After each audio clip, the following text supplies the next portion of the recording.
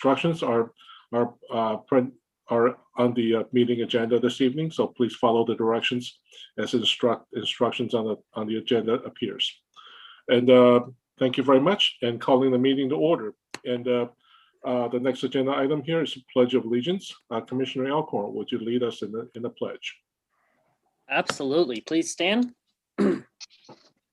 I pledge allegiance to the flag of the United States of America, and to the republic which stands one nation under God, indivisible, with liberty and justice for all.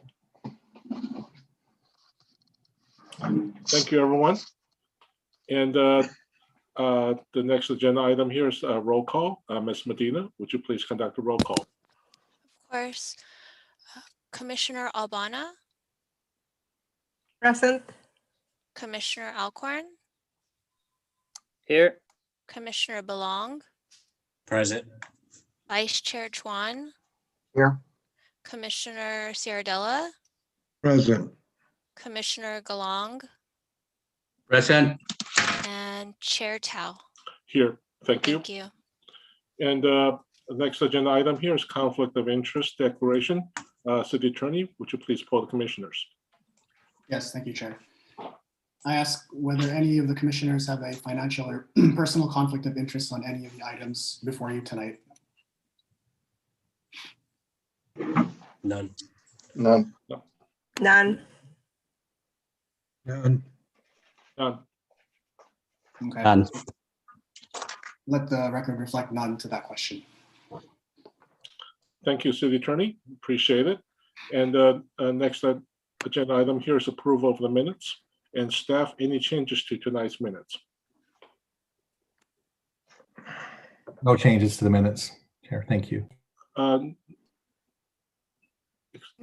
changes to the agenda is what you mean? So, Director Thomas, I thought that we were delaying on the third public hearing item on the accessory dwelling units. Correct. It's been continued to a date certain, so it will be Okay. heard that at the meeting as noted on the agenda. Thank you. Thank you very much. Okay, so commissioners, any changes to the agenda this evening? Okay, Vice Chair, please. I was just gonna make a motion to approve the agenda for February 24th. Thank you. Do I have a second? Second. Okay, here, Commissioner Ciardella. So I'll go down the row to make the calls. Commissioner Albana, Aye. Commissioner Galan, Aye. Commissioner Ciardella, Aye. Commissioner Belong. Aye. I hear an aye, correct? Yes. Thank you. And Commissioner Alcorn, Aye. Vice Chair Chuan, Aye. Chair aye as well. Motion passes 7-0. So thank you very much. Moving on to the next agenda item here is approval of minutes. And so we have three meeting minutes considered this evening here. So I will go ahead and go to the November 18th, 2020 meeting minutes first. Commissioners and staff, any changes? I have no changes to the minutes. Thank you. And commissioners, any changes to the minutes? Seeing none, may I have a motion, please? I'll make a motion to accept November's minutes. Thank you, Commissioner Belong. A second, please. Thank you, Commissioner Alcorn. So I'll go down the road, do the vote as well. Commissioner Albana, Aye. Commissioner Galan, Commissioner Galan. Looks like he froze. He and Commissioner Ciardella would have to abstain from the vote. Oh, that's correct. Yes. Do I need to vote that? Okay. Thank you. And Commissioner Ciardella is an abstain. Abstain, yep. Okay, and Commissioner Belong. Aye. Thank you. Commissioner Alcorn, Aye. Vice Chair Chuan, Aye. Chair I as well. So the meeting minutes passed 5-0 with 2 abstentions. And then we'll go to the December 9th, 2020 meeting minutes. Staff, any changes to the minutes? No changes. Thank you. Thank you. Commissioners, any changes? Okay, seeing none. none, Thank you. And this, may I have a motion, please? I'll make a motion to accept December 9th minutes. Thank you. Second. Okay, thank you. Commissioner Balon, Second. motion. Commissioner Alcorn has already seconded. Thank you very much, Commissioner Albana. So I'll go down, do the call as well. So Commissioner Albana, aye, okay, Commissioner Gallant is a abstain. Abstain. And Commissioner Sardella is abstain as well. Abstain, yep. And Commissioner Balon, Aye. Commissioner Alcorn, Aye. Vice Chair Chuan, Aye. Chair is aye as well. Thank you very much. Motion passes 5-0 with 2 abstentions. And going on to the last meeting minutes for approval. This is the January 27th, 2021 meeting minutes. And I believe both Commissioner Gallant and Sardella was present for that meeting. Is that correct? No, not quite. Okay, No. sorry about that. Memory fades. Staff, any changes? No changes, Mr. Chair. Thank you. And commissioners, any changes? Okay, may I have a motion, please? I'll make a motion to approve the meeting minutes of January 27th. 2021. Thank you very much. And Second. okay, so motion by Vice Chair Chuan and second by Commissioner Alcorn. So I'll go down the row and make the calls. And Commissioner Albana, aye, okay, Commissioner Gallant is a abstention. Commissioner Abstain. Sardella is a abstention. And Commissioner Balon, please. Aye. Is that aye? Aye. Okay, thank you. And Commissioner Alcorn, Aye. Vice Chair Chuan, Aye. Chair's aye as well. So motion passes 5-0 with 2 abstentions. Thank you very much. Moving on to the next agenda item here is the announcements. Commissioners, any announcements, please? Okay. Seeing none. Planning Director, any announcements? I have one quick announcement. We were unable to present the general plan to the City Council last evening as originally planned. So we have moved that to a special meeting on March 9th with the council, and that again will be the presentation of the new general plan, the 2040 general plan, and the environmental impact report. So we'll send out a reminder email to the Planning Commission and try to publicize it as much as we can. So we look forward to having that document adopted by the council. Thank you. And a question for the staff on the general plan updated adoption by the council. Does that require a second reading by the council in order to fully adopt? No, it's not. I believe Martin can correct me if I'm wrong. I believe the second reading only applies for an ordinance, and the general plan is being adopted by resolution. So it will. I believe there is a time frame in which it goes into effect. Martin, do you happen to know what that is? I'll have to check again, but if it's by if it's by resolution, then Yeah. it would just be by resolution immediate. Yeah. Thank you. Appreciate it. And moving on to the next agenda item here is a public forum. Those interested are invited to address Planning Commission on any subject not on tonight's agenda, orally via Zoom webinar, instructions above. Speakers may provide their name and city of residence for the recording secretary's record. The comments may be limited to 3 minutes or less as an item not listed on the agenda. No response is required from the city staff or the Planning Commission, and no action can be taken. Planning Commission may instruct the staff to place the item on the future meeting agenda. So, Ms. Medina, do we have any public comments? Hi, Chair. We have no public comments at this time. Okay, thank you. And then moving on to the next agenda items, it's a public hearing. The first item here is a zoning text amendment for the food trucks. Director Thomas, if you will. Thank you, Mr. Chair. We have our senior planner, Rosalind Thompson, here tonight to present the staff report. And we also, I believe, have The consultant who has been a planning consultant who's been working with us on these and other amendments, her name is Holly Pearson. She's with Michael Baker International, also known as MBI. And just by way of introduction, I wanted to say that from time to the reason that we have these amendments coming forward at this time is that from time to time issues arise that are not clearly addressed in the zoning ordinance. And then at other times, as we're reviewing projects, proposed projects, they reveal either needed updates or inconsistencies in the zoning ordinance. So it's not like we're constantly on a weekly basis updating our zoning ordinance, but from time to time things arise. And we felt that these two issues tonight, we have one on food trucks and one on hotel parking, warranted us bringing them forward at this time. Now, I will say that we, with the adoption of the general plan, we do plan to initiate a comprehensive update of the city's ordinance, so zoning ordinance. It's long overdue, and that will occur in early 22. We have that programmed or scheduled in our work program, and it's part of the capital improvement program as well. But we have these few amendments and a couple more that we'll be bringing forward over the next few months. But just by way of background, I wanted to share that with you. So the first one that we'll look at tonight, as I mentioned, is a city-initiated zoning ordinance text amendment. And this has to do with regulating food trucks on private property within the city.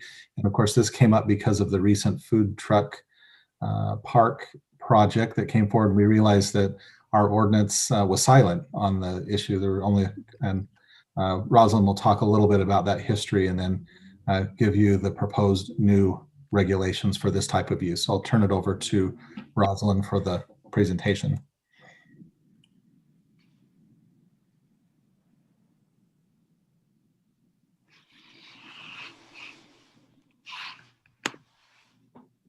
Ms. Thompson, are you with us? Yes, I am. Welcome. Thank you. And good evening, Chair, Vice Chair, and Commissioners.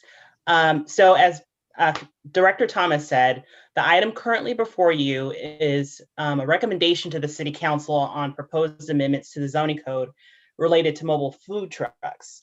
In this presentation, I will highlight the proposed amendments to the zoning code to regulate this growing industry. Next slide. Mobile food vehicles, commonly known as food trucks, have become increasingly popular and prevalent as part of the food and beverage industry over the past decade. They are popular due to the convenience and novelty of being located in different places at different times, the creativity and liveliness of the food truck movement, the unique types of cuisine served, the affordability of the food, and mobile food trucks provide low cost and low barrier business opportunities for food entrepreneurs, bringing diverse dining options to areas and generating foot traffic. Next slide. The growing popularity of food trucks has created the need for thorough, comprehensive local regulations and standards that address public health and safety issues while also encouraging and supporting a thriving food truck industry. Regulation is needed for location, site design, signage, and operating characteristics such as hours of operation, noise, and trash management. Next slide. The planning department currently has a written set of guidelines for food trucks, but are not codified in the city's regulations and are therefore not legally enforceable. The only existing references to mobile food vending in the city's municipal code prohibit vehicles from stopping or parking on any city street for 10 minutes or more to sell any type of goods or merchandise, including food.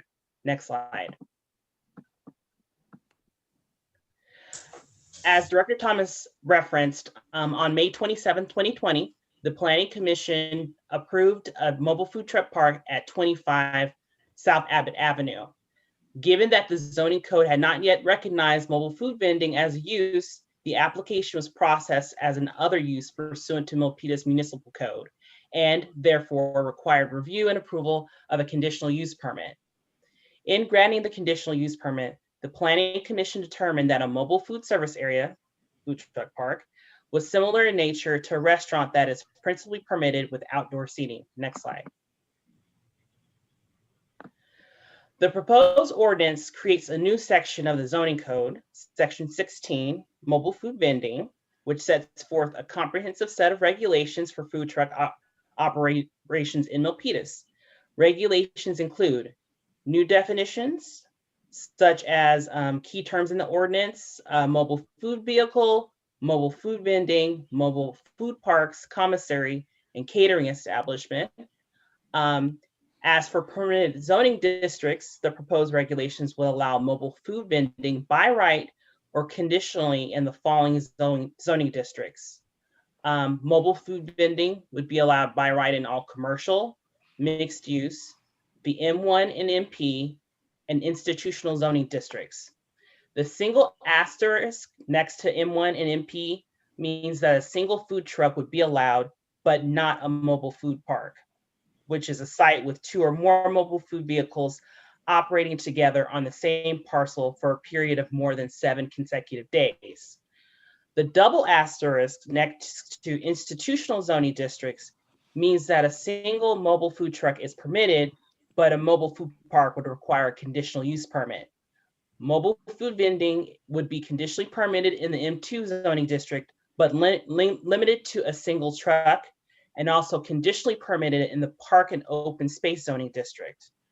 Mobile food vending would be prohibited in all residential zoning districts. Next slide. As for permitting procedures, review and approval procedures are based on type of property, the number of food trucks operating on a site, and the duration of operations at that site. And so just to simply explain the table, so on private property, a minor site development permit is required to operate a single truck regardless of duration. To operate 2 or more trucks, which is a mobile food mobile food park, a special event permit is required for events 7 consecutive days or less, while a minor site development permit issued by the zoning administrator is required for operation for 7 or more consecutive days. And this is also in addition to any other use permits that may be needed if the use is not permitted by right in that zoning district. Next slide. As for public parks, a minor site development permit is required to operate a single truck, regardless of duration, like private property. For 2 or more trucks, a special event permit is required to operate 7 consecutive days or less. Operations over 7 consecutive days are not permitted. Next slide.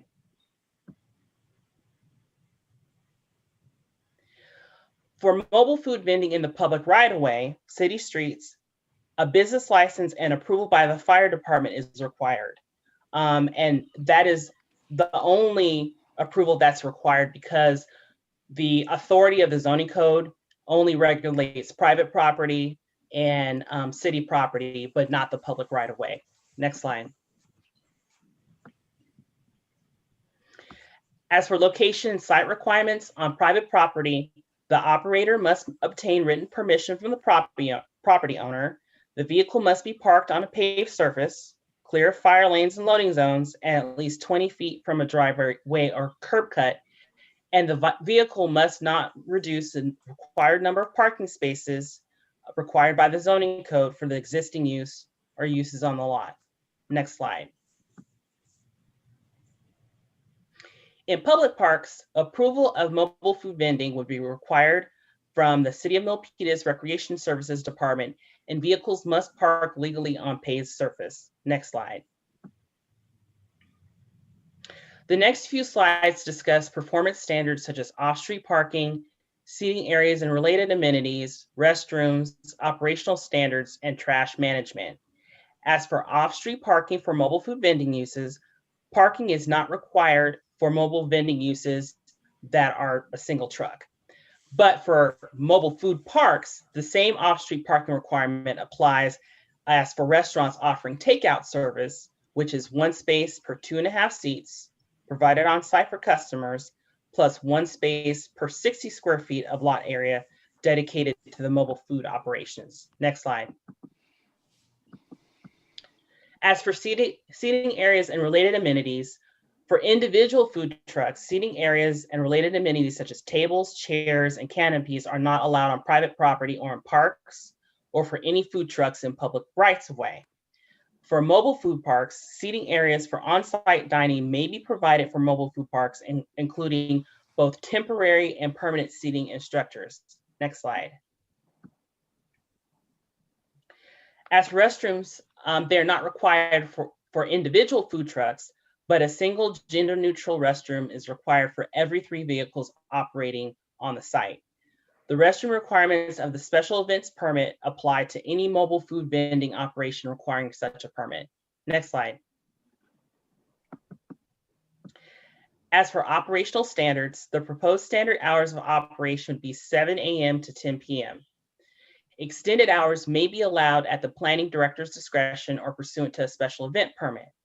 Mobile food vending uses must comply with the noise abatement ordinance, and signage would be limited to signs permanently attached or painted on the vehicle and must comply with the sign ordinance. Next slide.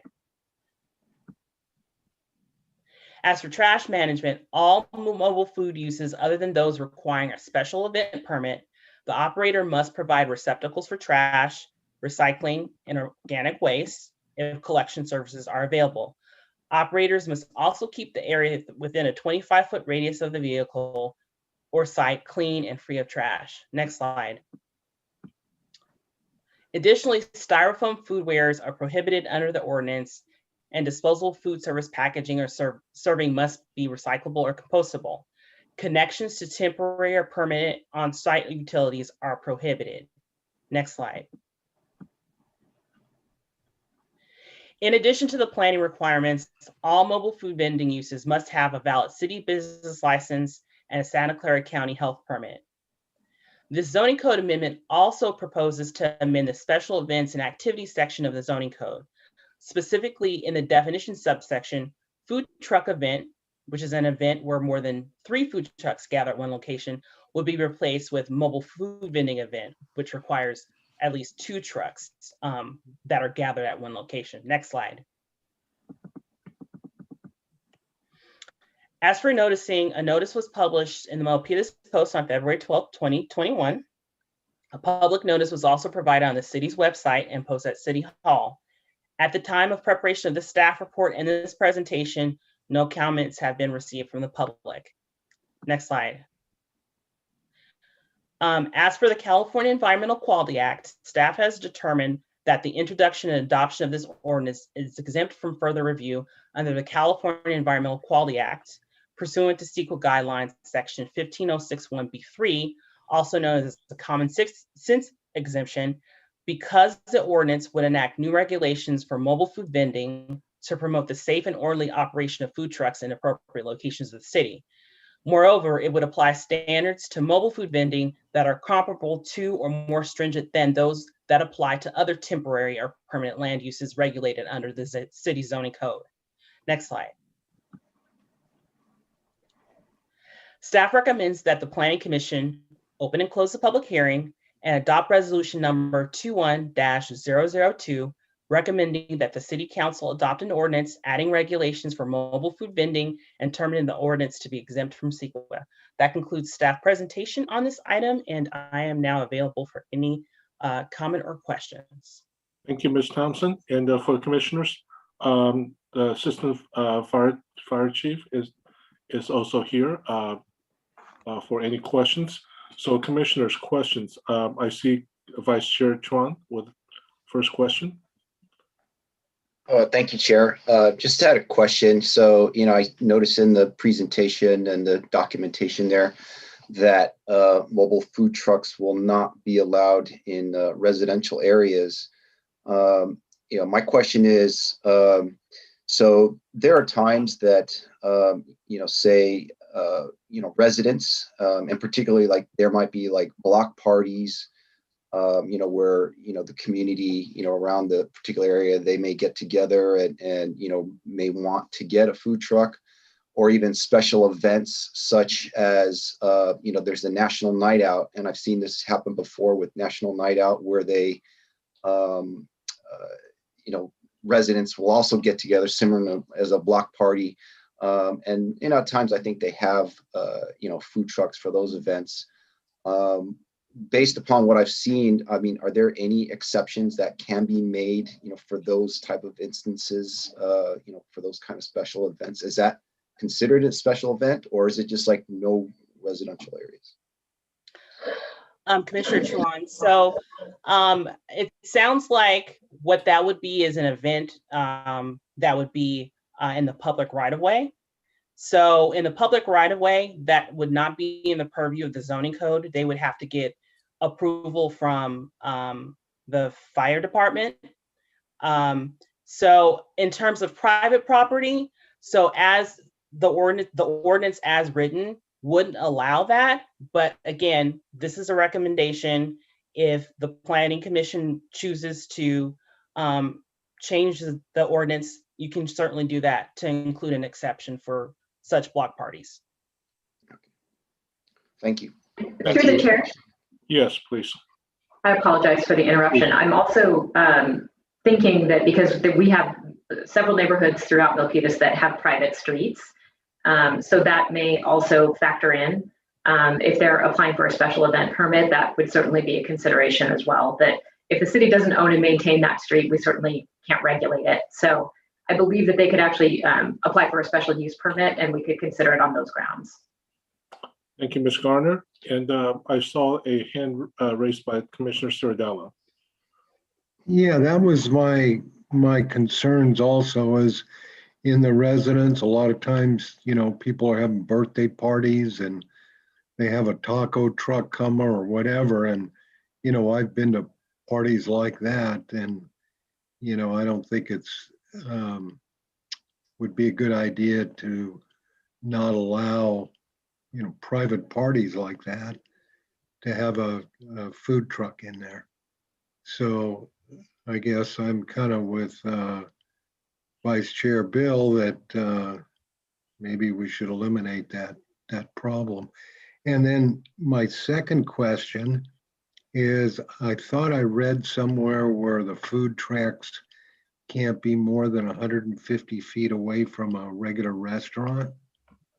Is that true or not? Or was I imagining that? So let me take a look at the draft ordinance, Commissioner Ciardella.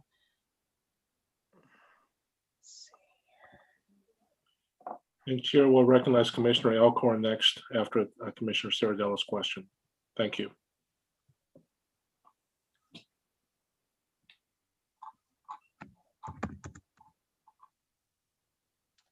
While Rosalind's looking that up, I'll through the chair, I'll just thank you. I'll just clarify again that the way the ordinance is written, the proposed ordinance is written, it wouldn't preclude a neighborhood from having a food truck come, provided that the truck stayed on the private street. The reason it's written about not having them in a residential neighborhood is similar to the food truck park that was approved not too long ago on Abbott Avenue that Rosalind mentioned. And we wouldn't want to see a permanent food truck park, which operates more or less like a restaurant in a residential neighborhood. That's part of the reason that language is there.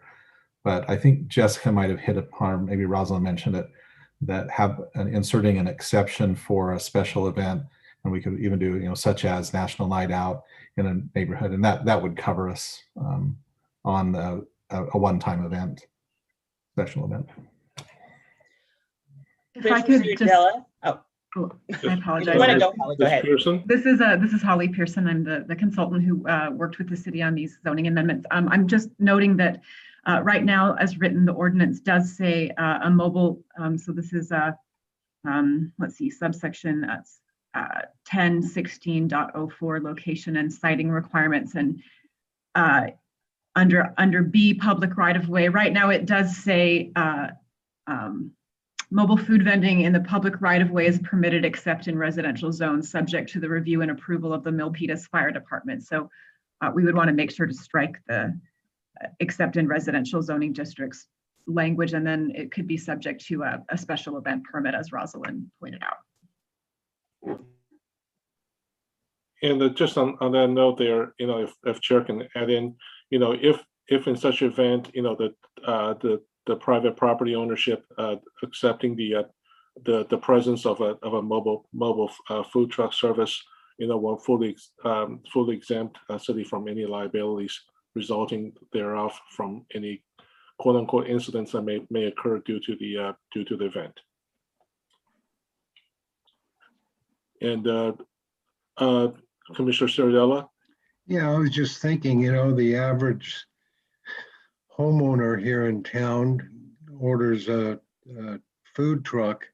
How's he gonna know that he needs a permit? To me, that's, the average guy's not gonna know that. How do we publicize that so the guy doesn't get fined or whatever? Through the chair, if I could respond to that. Please. Commissioner Ciardella, we can put that information on our website. If any person comes into the city or inquires about it, we can direct them to the website so they can learn a little bit more about it. At this point, we are lucky to have a relatively small community, and word travels fast about special events. So we know that we have a lot of people that are commonly going to our website to look for those guidelines, and so we can direct them there and provide further guidance on food trucks. And Okay, thank you. or we will also publicize this or push the information out to the food trucks themselves so that they're aware that a permit is needed. That's the same way that we would handle, for example, a lot of people don't know they need a building permit for a fence, for example, or a small addition to their home, but the contractors all know that. Something like a water heater replacement. Do they get installed without a permit? Yes, but do they require a permit? Yes, they do. So we would work on both sides. And Director Thomas, on that thought there, if I may interject, can we also just go ahead and do some sort of a article right up with the Milpitas Post, so this way it kind of hits the another segment of the residents. Thank you. And Commissioner Elkhorn, sorry about the delay. That's okay. So to staff, have there been any issues regarding food trucks? Anyone on staff? It's directed to anyone. Has there been issues? Is this reactive to an issue, or is this just realizing that there's nothing on the books? Or the latter. So as we process the food truck park that was approved, we realized that there isn't any language in our ordinance. Okay, that's what it seems like. Because it seems like we're punishing these food truck drivers. Like, these are extremely strict. So and it seems like these regulations will work for the food truck park, but not a whole lot else. Milpitas has never really had a food truck park before, and so even if you look at the parking lots in our parks here, our city parks in Milpitas, it's like they wouldn't even, paying attention to some of these regulations, they wouldn't even be able to park in the own parking lot of the park. So I'm trying to figure out why these regulations are so strict right off the bat.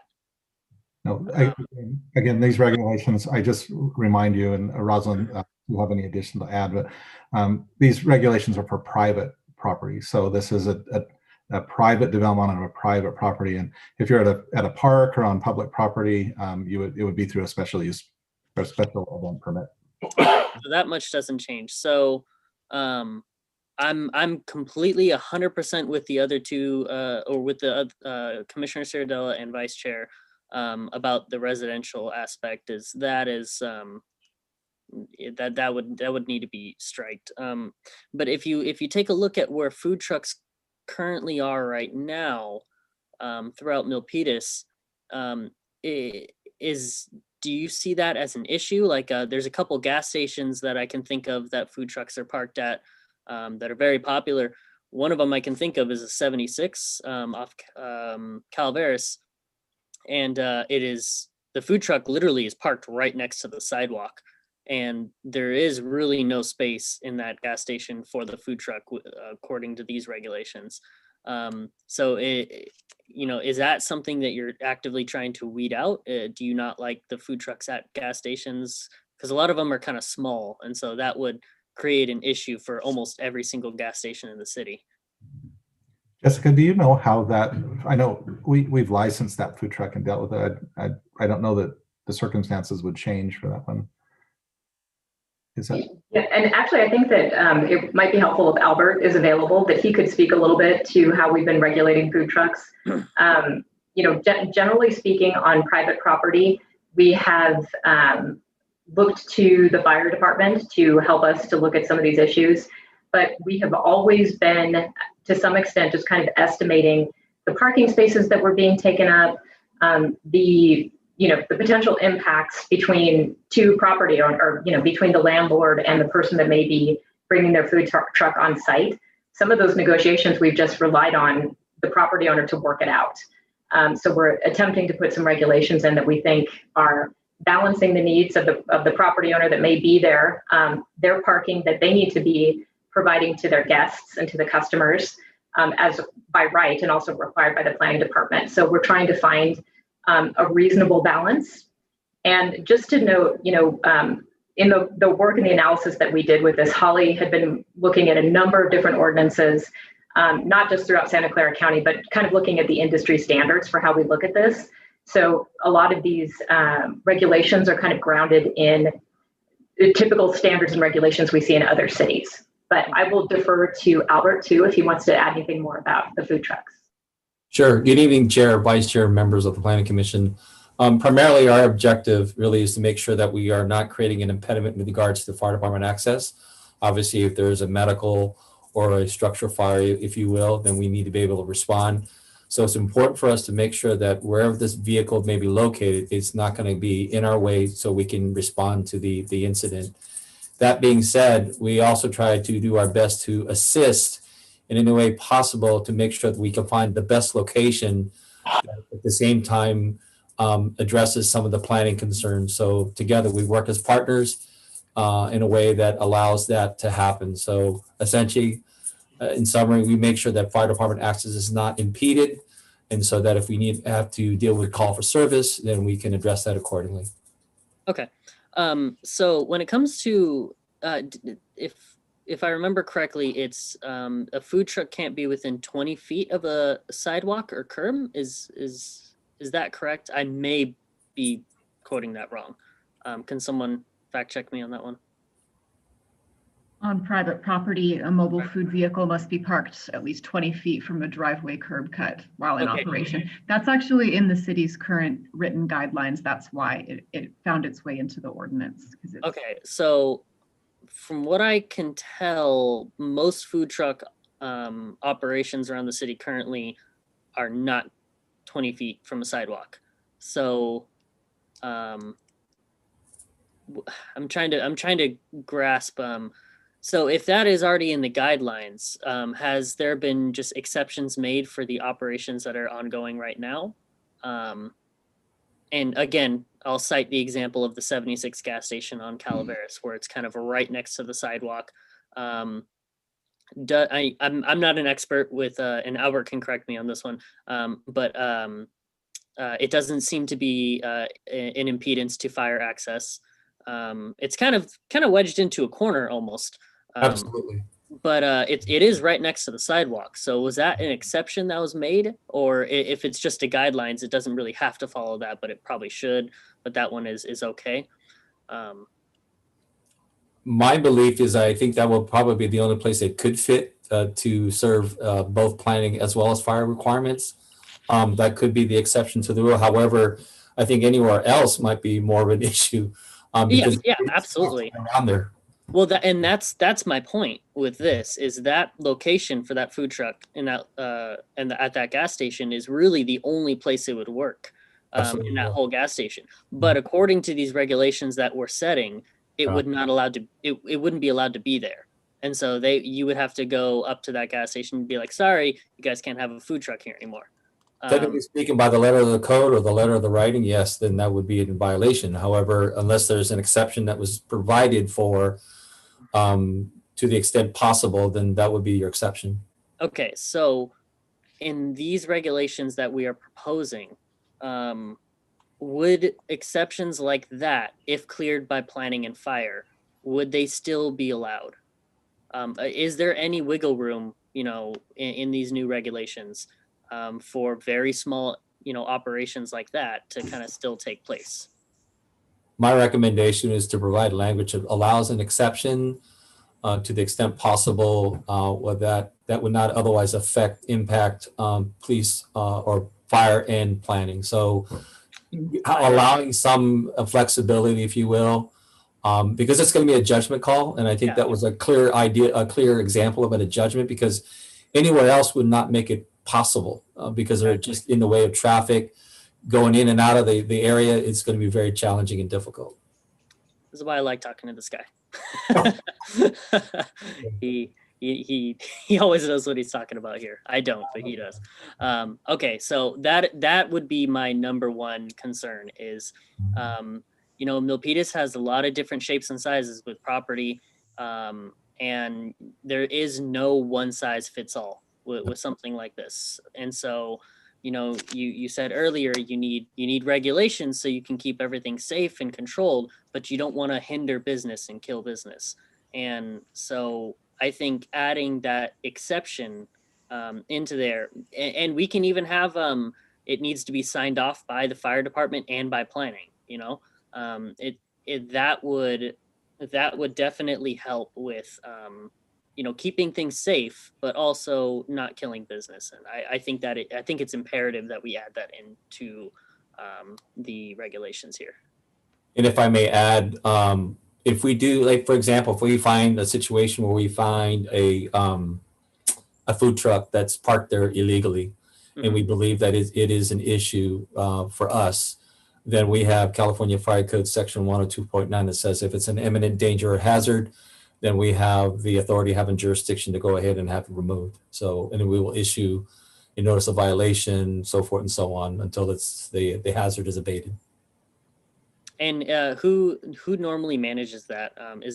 Would that be you and Officer Emmanuel? Yes, it's directed from my office, and then he'll be executing the order. Okay, it makes me feel safe. No. Okay, so that's my 2 cents. It's imperative that we have some sort of way to work with some of these business owners who own smaller plots of land, and making sure that they can still operate in a safe and constructive manner that's not an impedance to anyone, but making sure that we're not going to be hindering their business and such. So thank you, Mr. Zamora. I really appreciate that. And thank you, staff, for answering my questions. Very welcome. Thank you, Commissioner. And Chair has a question for Deputy Chief Zamora while he's still there.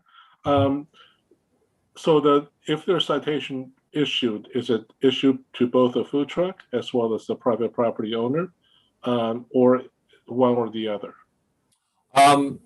Well, first of all, I think the way I would approach it is first we have to have a discussion who said it was okay. Usually it's going to be the landlord or the person that's running the business, and have a discussion. I think what we want to do first is if we can verbally talk about it and say, okay, if you can move this out, we'll work that way. If for some reason it persists or we have it happen again the next day, then obviously we all have no choice but to issue a notice of violation.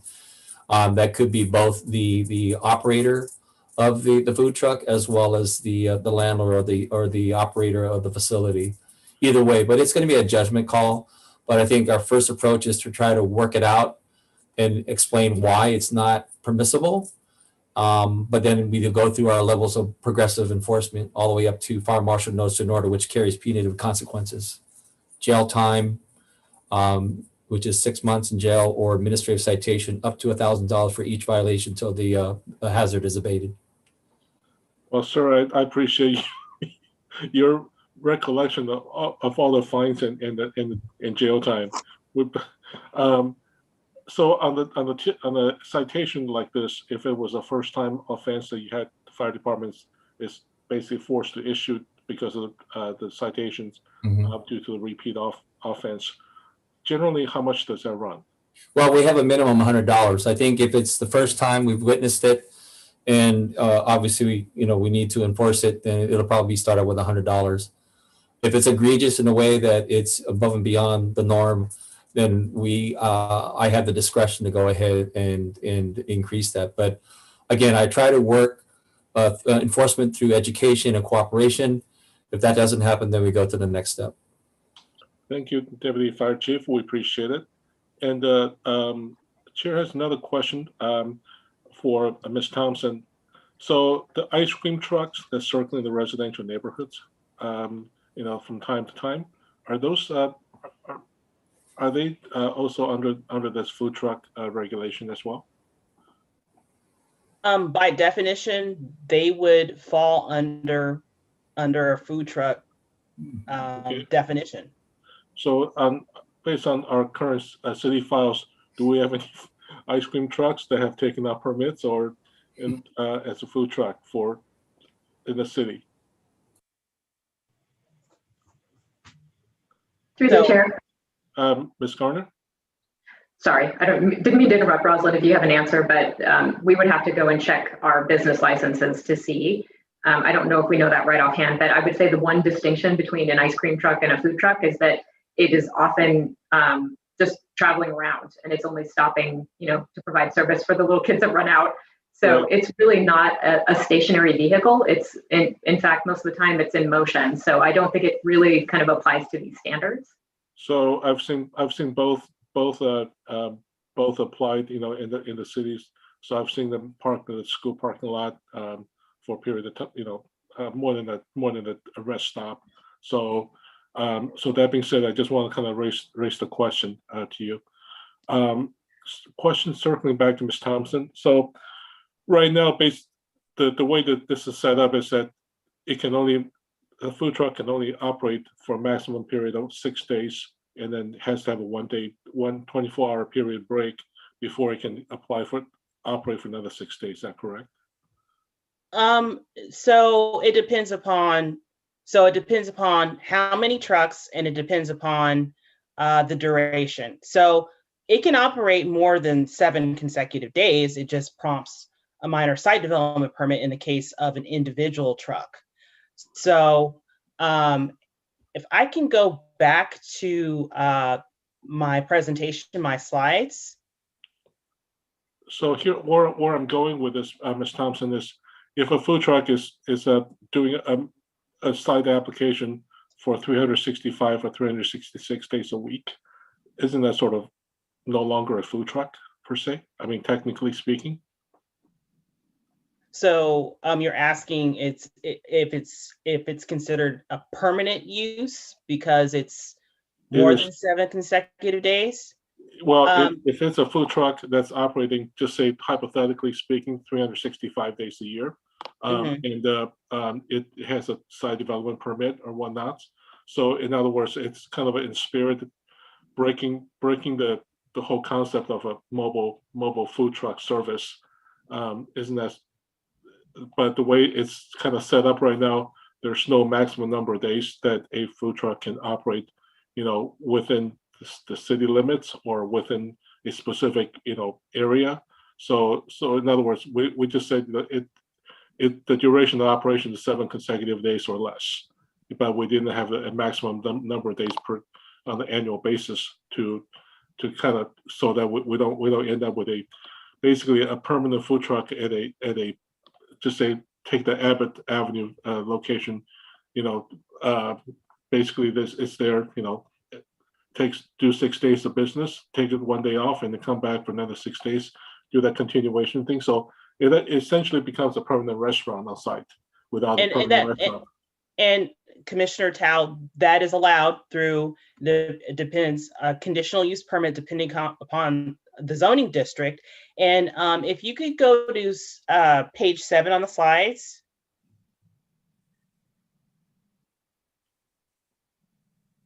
Thank you. So if you look at this table, for one truck, regardless of duration, minor site development permit, and it's either permitted by right or requires a conditional use permit to operate. For a food truck park, which is 2 or more food trucks, if it's 7 consecutive days or less, then it's a special event permit. And then if it's more than 7 consecutive days, it's a minor site development permit with zoning administrator review and a conditional use permit if it's allowed in that particular zoning district. So in terms of permanence, then yeah, a food truck park can be can be a permanent use subject to a conditional use permit. Okay, great. Appreciate your clarification. Thank you. Commissioner Gallant, questions? Yes. Can you hear me? Yes. Can you hear me? Yeah. Yeah. I've seen food trucks mostly in electronics company. Do they have assigned parking space for the food trucks? I've seen some food trucks. Actually, they always park in the parking space. So that's my question. Do they have assigned parking space? Commissioner Galang, so whether a space is assigned to a food truck would depend upon the relationship with the landlord and the person renting the truck, but in terms of location, the siting of the vehicle. So through our minor site development permit process, we would review the actual siting of the vehicle on the property. But in terms of reserving a space, that goes into a landlord-lessee relationship. Let's say if you have 500 employee, do you need a certain number of food trucks operating on that property? Commissioner Galang, you don't need a certain number of food trucks, but you still need to they still need to meet the required parking for the underlying use. So required parking for the underlying use it's still required. But in terms of food trucks, they're not limited to the number. Of course, they would have to come through us for a permit of whether it's an individual truck, one, or if it's a food truck park, which is more than two or more. Thank you. Thank you, Chair. Thank you. And Commissioner Gallant, if you will, unraise your hand. I appreciate it. And commissioners, any other questions? Commissioner Tao, I do have a comment. Please. So this is actually to Commissioner Ciadella. So to answer your question, yes, we do have a 150-foot separation requirement for food trucks from restaurants. Okay, thank you. And the commissioners, Commissioner Albana, you first raised your hand. Thank you, Chair. I was wondering, how would you define a food truck versus a truck that just serves like churros and ice cream and bobas? Is that still considered a food truck? So I'm gonna go and read from the ordinance what a mobile food truck is, the definition.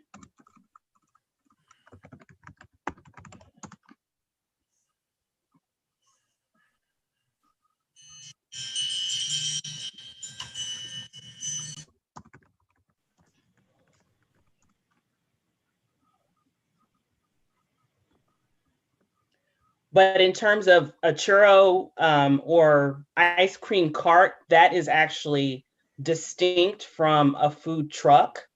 So, and we actually, in our municipal code, it actually makes that distinction, not in the zoning code, but elsewhere in the municipal code. Let me find this definition for you. Here it is. So mobile food vending means a motorized wheeled vehicle or towed vehicle designed and equipped to store, prepare, serve, and sell food, but which does not include mobile food vending wagons or push carts as regulated in Milpitas Municipal Code Section 5100-10-11. So again, mobile food trucks are distinguished from a push cart or a wagon. Thank you. So for example, I have a seminar in a building that I, let's say, rent out, but I would like to provide food for the people who will take the seminars. And I get maybe 2 food trucks to park in the parking space of the building, they basically are saying have to work with the city and get a permit to do that? Or does the organizer, a person who organizes those events, get the permit? In other words, must there be a permit? So permit, Yeah.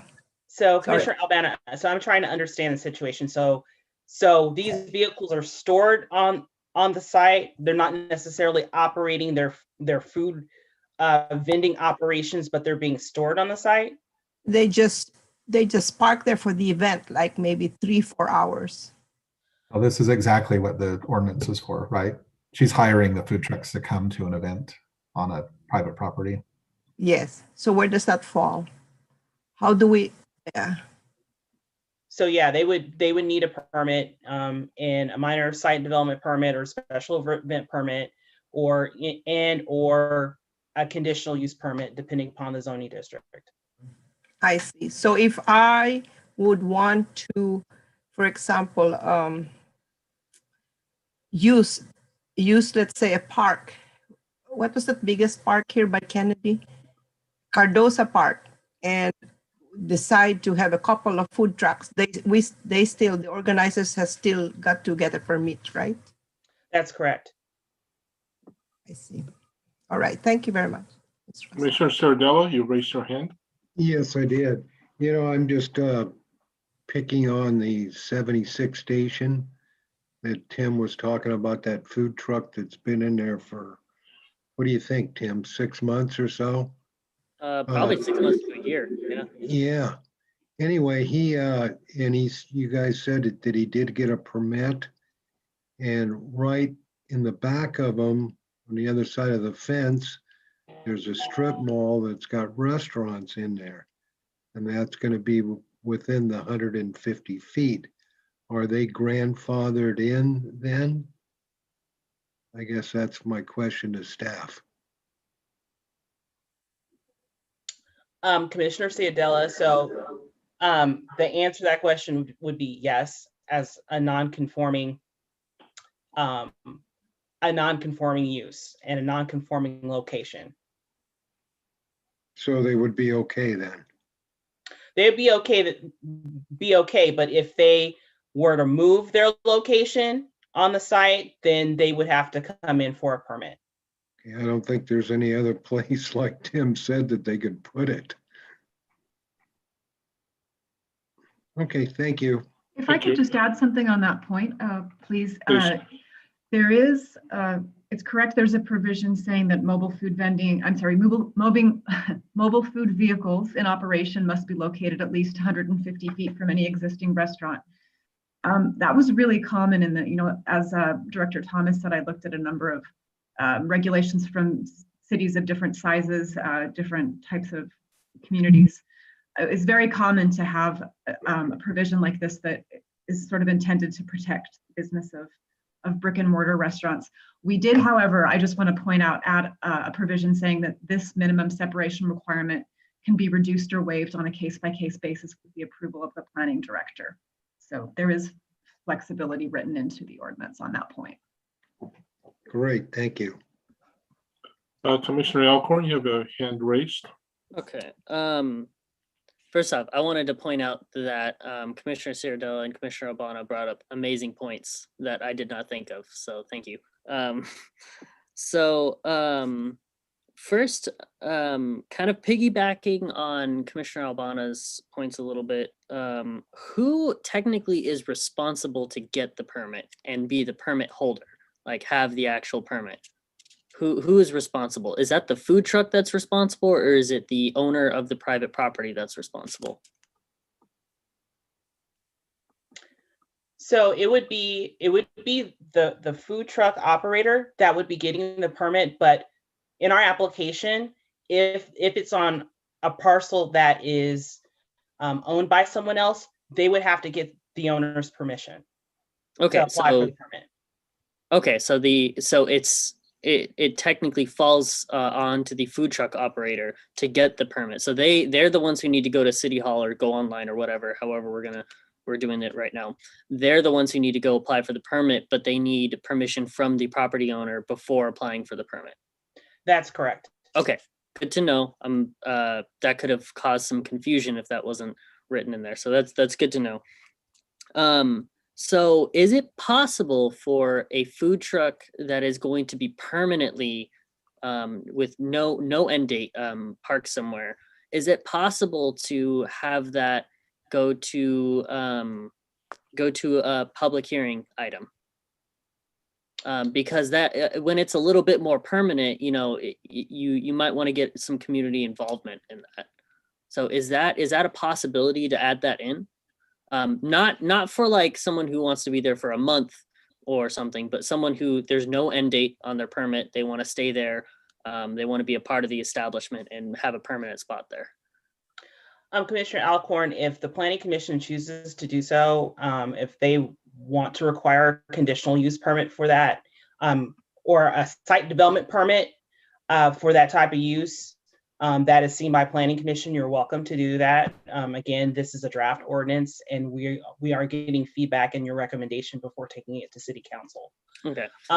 But just to add another thing, so depending upon the zoning district, it's going to require a conditional use permit. So you may be seeing this anyway, again, depending upon the zoning district. Okay, and then so from yours and Ned's or Jessica's or whoever wants to chime in, your professional opinion as planning professionals, would that be a good idea, or would that be placing too much hindrance on a small business? I think requiring a conditional use permit, unless it is a little bit onerous for this type of a use, and unless it's going to be there, unless it's multiple trucks for a long time, then similar to the food truck park that the commission reviewed last year. But for one truck to come maybe for a week or even for 2 weeks, I think. Oh, I'm just talking about permanent usage or a permanent spot in somewhere. Only if they want a permanent spot at an establishment to get a conditional use permit. Yeah, just so the public can weigh in on that. Yeah, I think as a for anything that's going to be a permanent fixture in the community, then yes, a conditional use permit would be appropriate. Okay. So that we have a public hearing and the planning commission can weigh in on it. Mm-hmm. Okay. Yeah. Okay. So I hope someone's keeping track of these conditions. If I could just chime in through the chair. Please.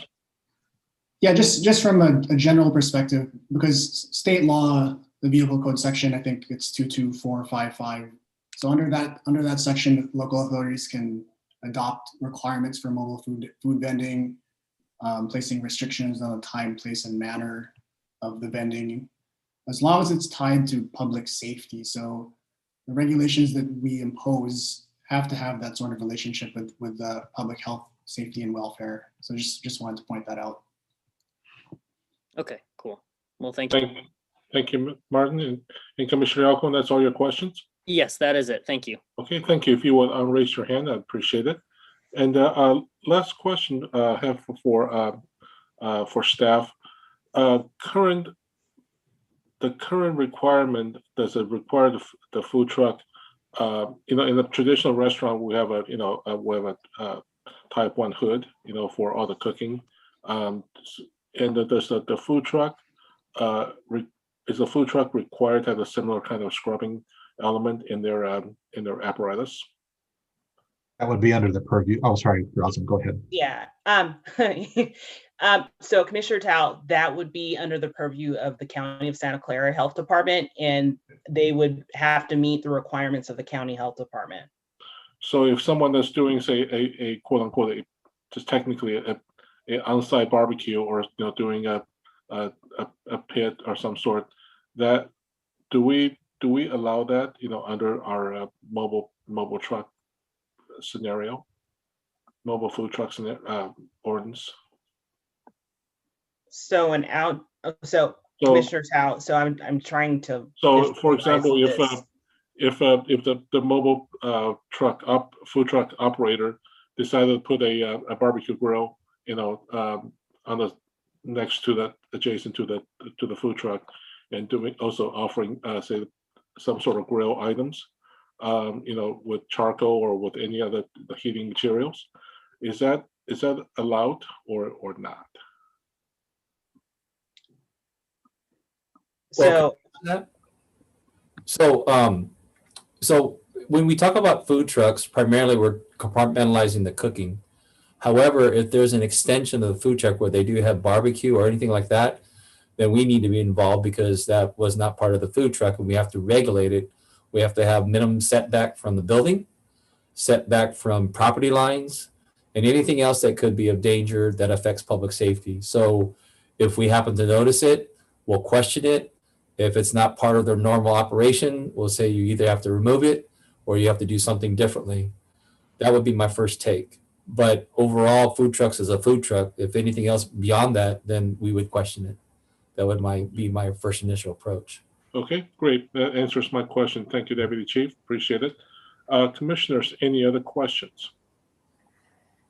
Okay, seeing none. I'm sorry, Commissioner Albana. Unmute. I just wanted to make a comment. I know we're here for that particular mobile home park, mobile home, what is this? Mobile food truck. Food trucks in this particular situation. But my comment is, how do we separate the community from enjoying, like especially if we go back to our normalcy of being able to use parks and having events with families?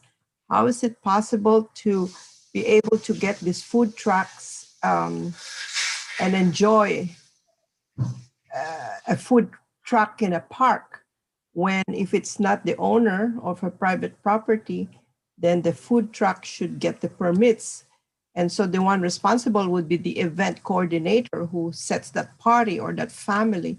So I wanted more the community to feel like it's not a hassle to even hire a couple of food trucks. So is it possible if the city can open up and says, okay, for all vendors of food trucks, they apply with the city approves like 10 of them, and then we can choose from them. Maybe we should have that in our site so that, oh, sorry.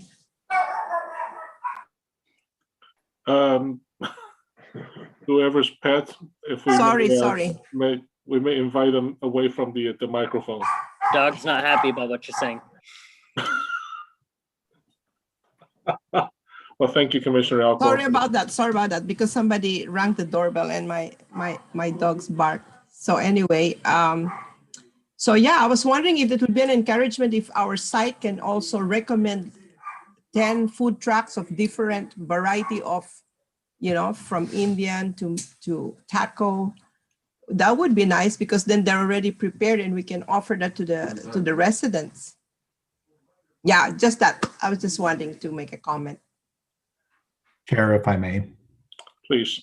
Through the chair. Thank you for that suggestion, Commissioner Albana. Unfortunately, the city cannot recommend private businesses. It would not be appropriate. If there are other sites that wanted to make that type of a recommendation, there are other websites that do that, but that would be a separate issue from tonight's ordinance.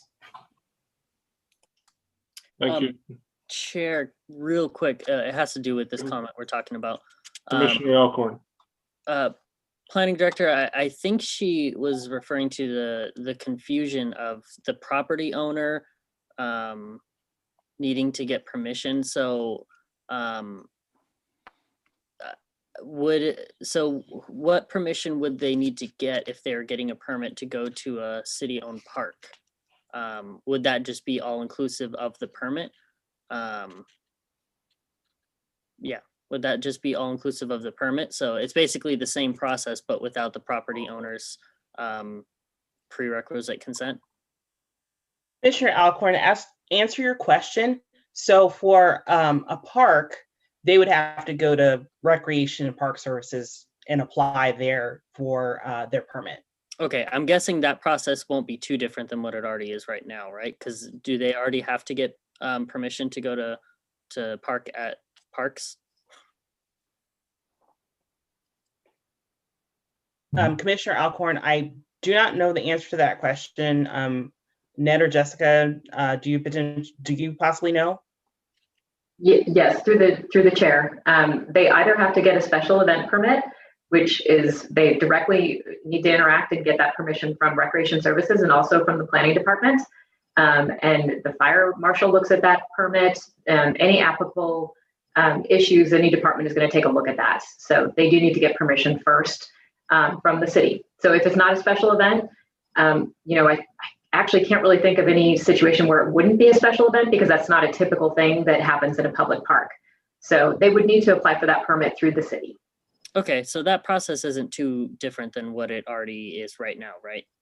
It's okay. Exactly the same. Okay, cool. Thank you. Thank you, Chair. Sorry to barge in there. Well, you got it in before the next sentence. Commissioners, any other questions? Okay, seeing none, this is a public hearing. Members of the public are invited to make comments to this public hearing item for the food trucks ordinance text amendment. And Ms. Medina, do you have public comments, and how many? At this moment, we have one chair, and it's Mr. Urvish Mehta. Okay, we'll allow for 3 minutes for Mr. Mehta as the sole public comment. Mr. Mehta, you're on. Thank you very much, sir. First of all, good evening to all commissioners and as well as the chair and the vice chair. I wanted to mention about the mobile food trucks. The purpose and the intent of the mobile food truck operation is to benefit the community by increasing the local access to the alternative food retailers, especially in the communities not central to the brick and mortar establishment. Now, it is also important that to note here that when you have a mobile food truck permit being issued, when it is being considered as a part of a special permit requirement and the conditional permit, that has been issued along with that, there has to be a clause that is required to be added, which is the environmental health permit.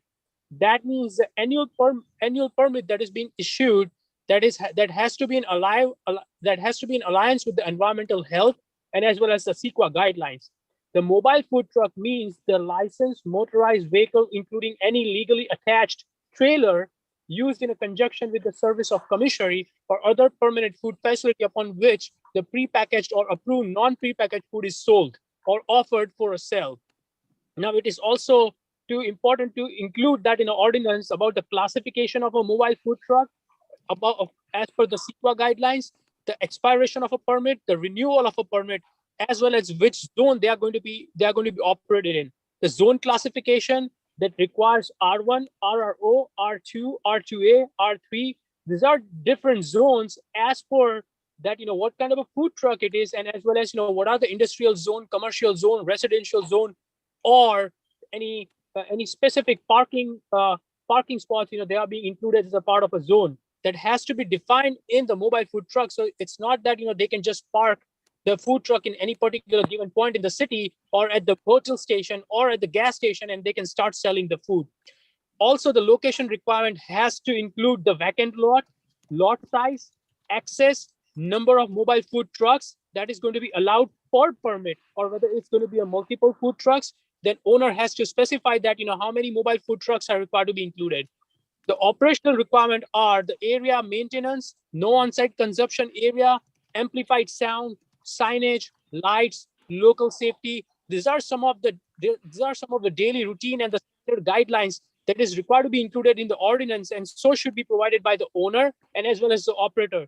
There has to be a distinction of operator and as well as owner, which is going to be operating the mobile food truck. No alcohol sale or a controlled substance is required to be included as well. Waste disposal. Wastewater generated on site shall not be released. And as well as the hours of operation, the display permit. These are some of the receptacles, it's required to be included, whenever the mobile food truck is being operated as per the standard. Also, as a part of the planning. Thank you, Mr. Mehta. Your 3 minutes is up. Thank you for your comment. We appreciate it. And Ms. Medina, any other comments? Chair, that's all we have in our queue right now. Okay, thank you very much. So, Commissioners, can I have a motion to close the public hearing? Motion to close the public hearing. Second. Thank you. Okay, we have Motion by Commissioner Ciradella and a second by Commissioner Alcorn. I'll go down the line to the call. And Commissioner Albana, Aye. Commissioner Delan. You need to unmute.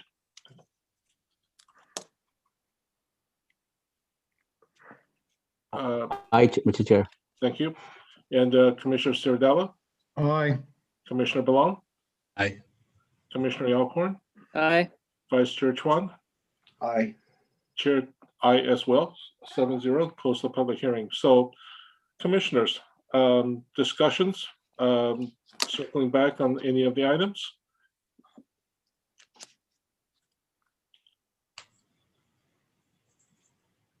Any discussion items, commissioners? Any additional questions for staff? Okay. I would like to make a motion. Yes, Commissioner Alcorn, and I assume that you have the, we have number of, I guess, add-on language? Correct. Or So I would like to ask, I have the conditions written down, but I want proper language with them. So I don't know if the city attorney was keeping track of the conditions. Well, I'm asking this question to staff. Can we have the recommendation slide put back up from the presentation? That way we have the motion in front of us. So the exceptions were to scratch the text banning residential use so that they could get a permit to have a food truck for anything in a residential area. And then the ability to get an exemption from some of these regulations as signed off by the fire department and planning. So those were the ones I have written down. I might be missing one, but I think we're keeping track. So, Commissioner Alcorn, on the first item there, I think there's also discussion with respect to the property owner fully exempting the city from liabilities if they were to so choose to hold such a instance. correct. So either planning director or city attorney, did we have any proper language of that? I know we talked about that and we kind of talked about how we would do it. So circling back over to that, and I know our, I'm sorry, I forgot her name, but our consultant kind of weighed in on the scratching part of the text as well. If I may, it would be important to note regarding striking the exception, the exclusion of in residential zones, that would be for the public right of way only, but not for residential properties and lots. Okay, so I guess the 2 points that I made could be lumped into one condition, is that we would add the ability to apply for an exemption. Then that would be subject to planning and fire department approval. How does that sound? Does that sound like it covers the bases there? I may, through the chair, that might work. We can look at adding maybe another section that would be about exemptions. Typically, when we have an exemption, we would need to make findings for that. I may need Martin to weigh in on that, but so we would need to come up with the language and what that would look like. What I'm hearing is that we would have, if I might, on the residential one, we might want to add an exemption specifically for, I don't know if we maybe block parties, special events. We could give some examples, but it would be maybe special events in residential neighborhoods, and we might want to limit the number of days for that, and then We could limit it to 24 hours maximum. A number of trucks. And maybe one truck, yeah. Or we could do two, and then and I think if we add a general exemption language, that would cover that one as well as the other one that you said. If there were, I agree with the. I heard a number of commissioners express the idea that every site and every event is a little bit different. So just almost like a safety valve to have that type of exemption language in the ordinance might be advisable. So Yeah, just, I guess my only thought with that is, so if we're going to include exemption language, and that's determined by, did you say the planning director or fire, or fire? I recommended both. So it would have to be signed off by both the fire department and the planning department. Okay, I mean, I think so long as it's tied, because these would be tied to the site development permits or the special use permits, right? So as long as it's consistent with any sort of like appeal process, I think that's the first thing in my mind, that if there was a denial that we have.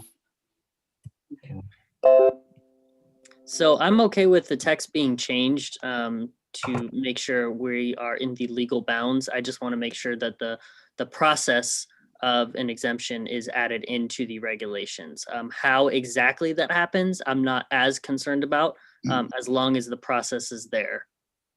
Yeah, I think generally, like we could definitely add some language to that effect. Again, my concern is what happens post determination, but I think it could, we could craft something.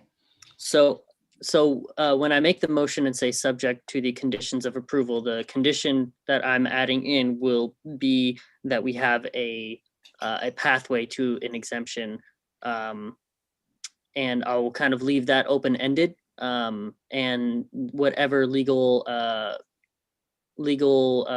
framework that we have to abide by with that, I will leave that to the discretion of the planning department there. And would that be okay?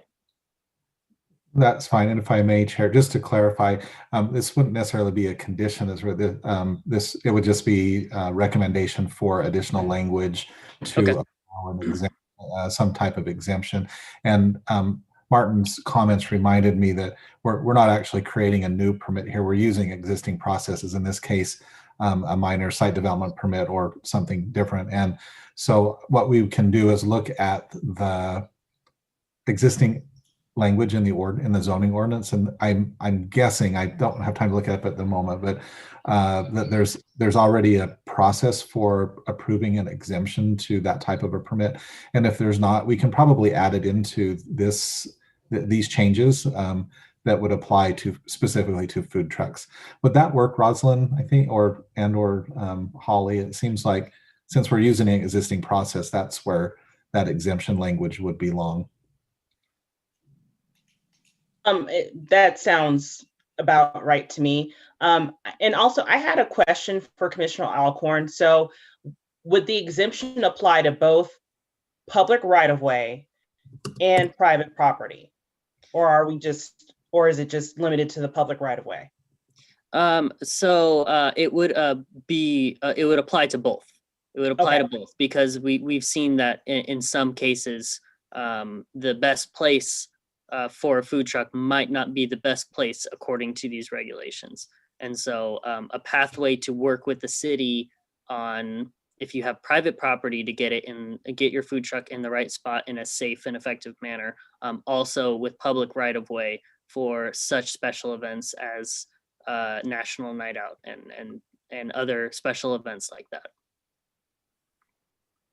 And Commissioner Alcorn, just to tag along on the previous, on your notation, and the private property owners and also the food truck operators shall exempt cities from any and all liabilities associated therewith. Is that correct? Correct. Yes. Thank you, Chair, for adding. Yes. If I may tag on another question for Commissioner Alcorn, I just would like to clarify the example that you used. The concern you raised was in reference to the distance, the 20-foot requirement separation from a curb cut. But what I'm hearing you say now in terms of new language would be a broader exemption, so that an applicant could request an exemption to kind of any of the standards to be reviewed by planning and fire. Is that, just want to understand if you're asking for that to be broadly applied, or is it mostly the location? More broad. So I'm asking for a broad exemption, but signed off by 2 different departments. That's what I'm asking for. So that way we have the ability to kind of future-proof these regulations, but at the same time have checks and balances to make sure that nothing is being done in an unsafe manner. unsafe manner.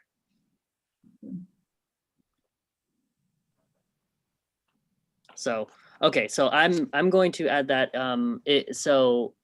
to the recommendation here. And from what it sounds like, the planning department will kind of look into the correct language on that one. And I do thank you for putting in the extra work on that. It is very important to me that we make sure that we're not hindering small business in the future with these regulations, especially now when we need to be doing the opposite.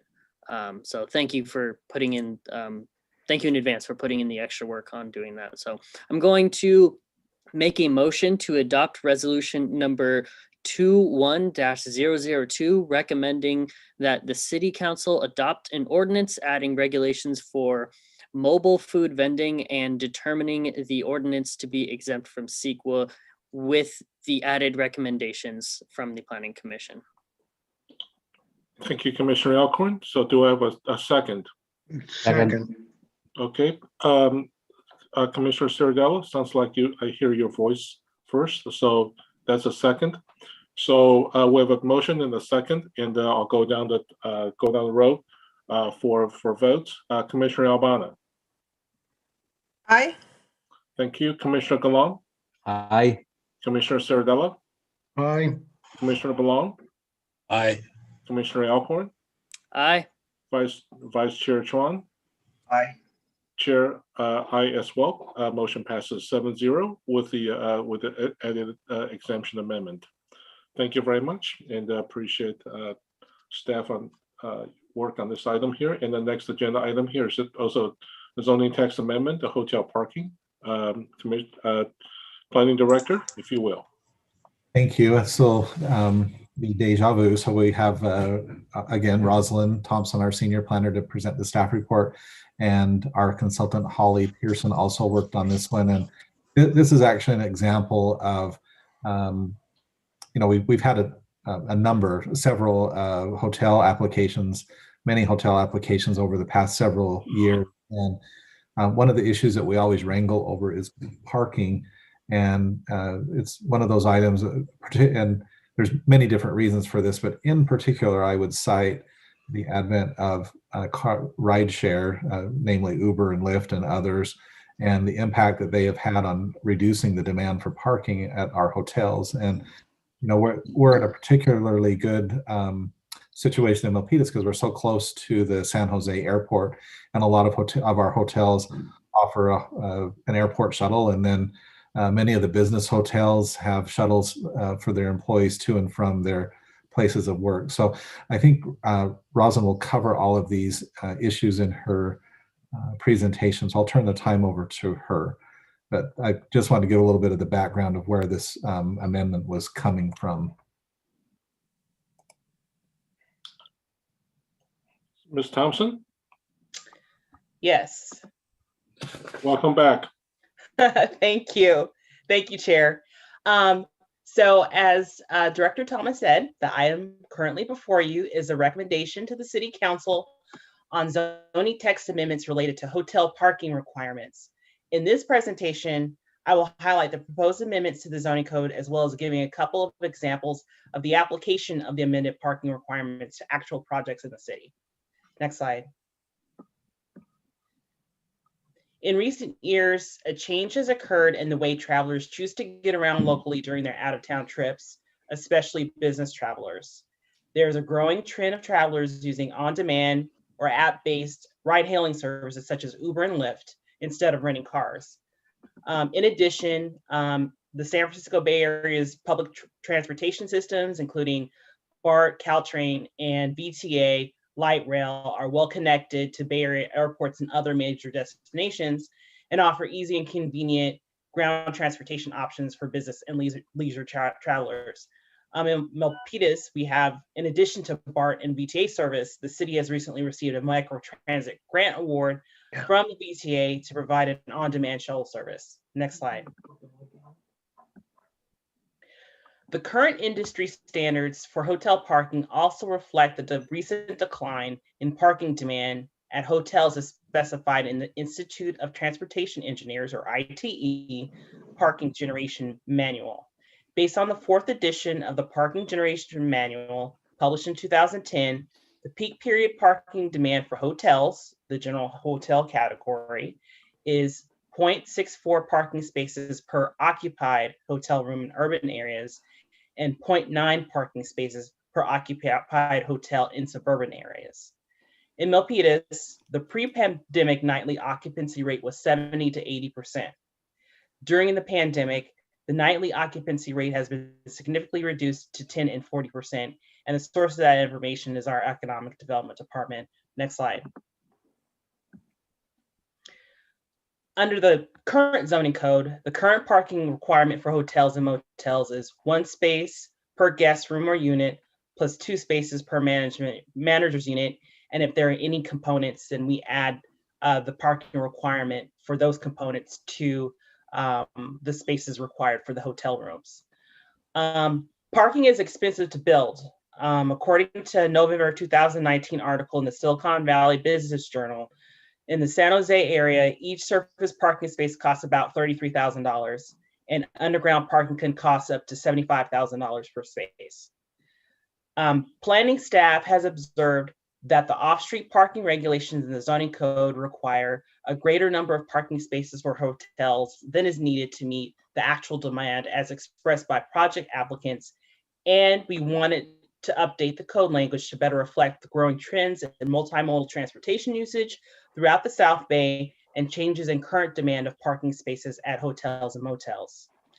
And paved site area formerly reserved for parking could provide opportunities for community improvements such as landscaping, open space amenities, and our building area that accommodates businesses, services, residential units, and other land uses that benefit the community and other efficient uses of land. Next slide. For these reasons, city staff is proposing to amend the parking requirements for one specific land use, hotels, motels, and lodging uses, to more accurately reflect the current real demand for parking for these establishments.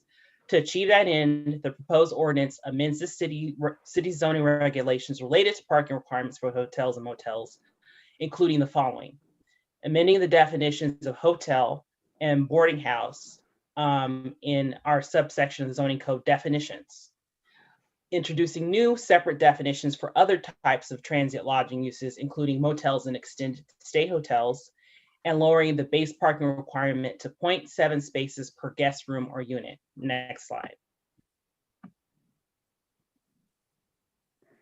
And further reductions to the base parking requirement for hotels and other lodging uses up to an additional 30% reduction at the discretion of the decision-making authority based on the incorporation of parking demand measures into a project proposal. Reductions are based on a point system. Proposed reductions are reviewed as part of project review, and adjustments can be made as needed. The ordinance includes a list of 12 measures that are relevant to hotels, motels, and assigns a specific number of points to each measure. Examples of measures and corresponding point levels include, next slide, shared parking within 0.25 mile of the lodging use and shared parking agreement with owner depending on the number and percentage of shared parking spaces relative to the overall base parking requirement for the lodging facility, that's 10 to 15 points. Providing free monthly transit passes for hotel employees, 10 points. Providing free airport shuttle service, 10 points.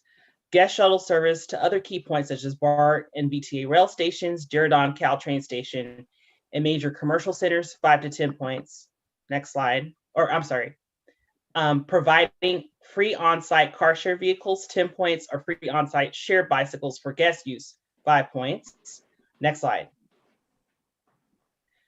Guest shuttle service to other key points such as BART and BTA. Oh, I already said that. Providing on-street, providing free. Oh, I've already said this.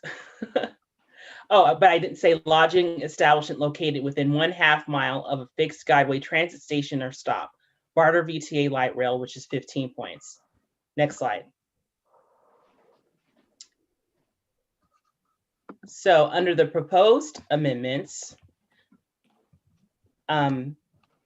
The required parking for hotels equals the base parking requirement minus the allowed parking reductions. The allowed parking reduction is a percentage based on the proposed parking demand reduction measures. The total number of points corresponding to an applicant's proposed parking demand reduction measures would determine the possible reduction in required parking below the base requirement as follows. For 60 points or more, the allowed parking reduction is 30%. For 40 to 59 points, the allowed parking reduction is 20%. For 20 to 39 points, the allowed parking reduction is 10%. Next slide.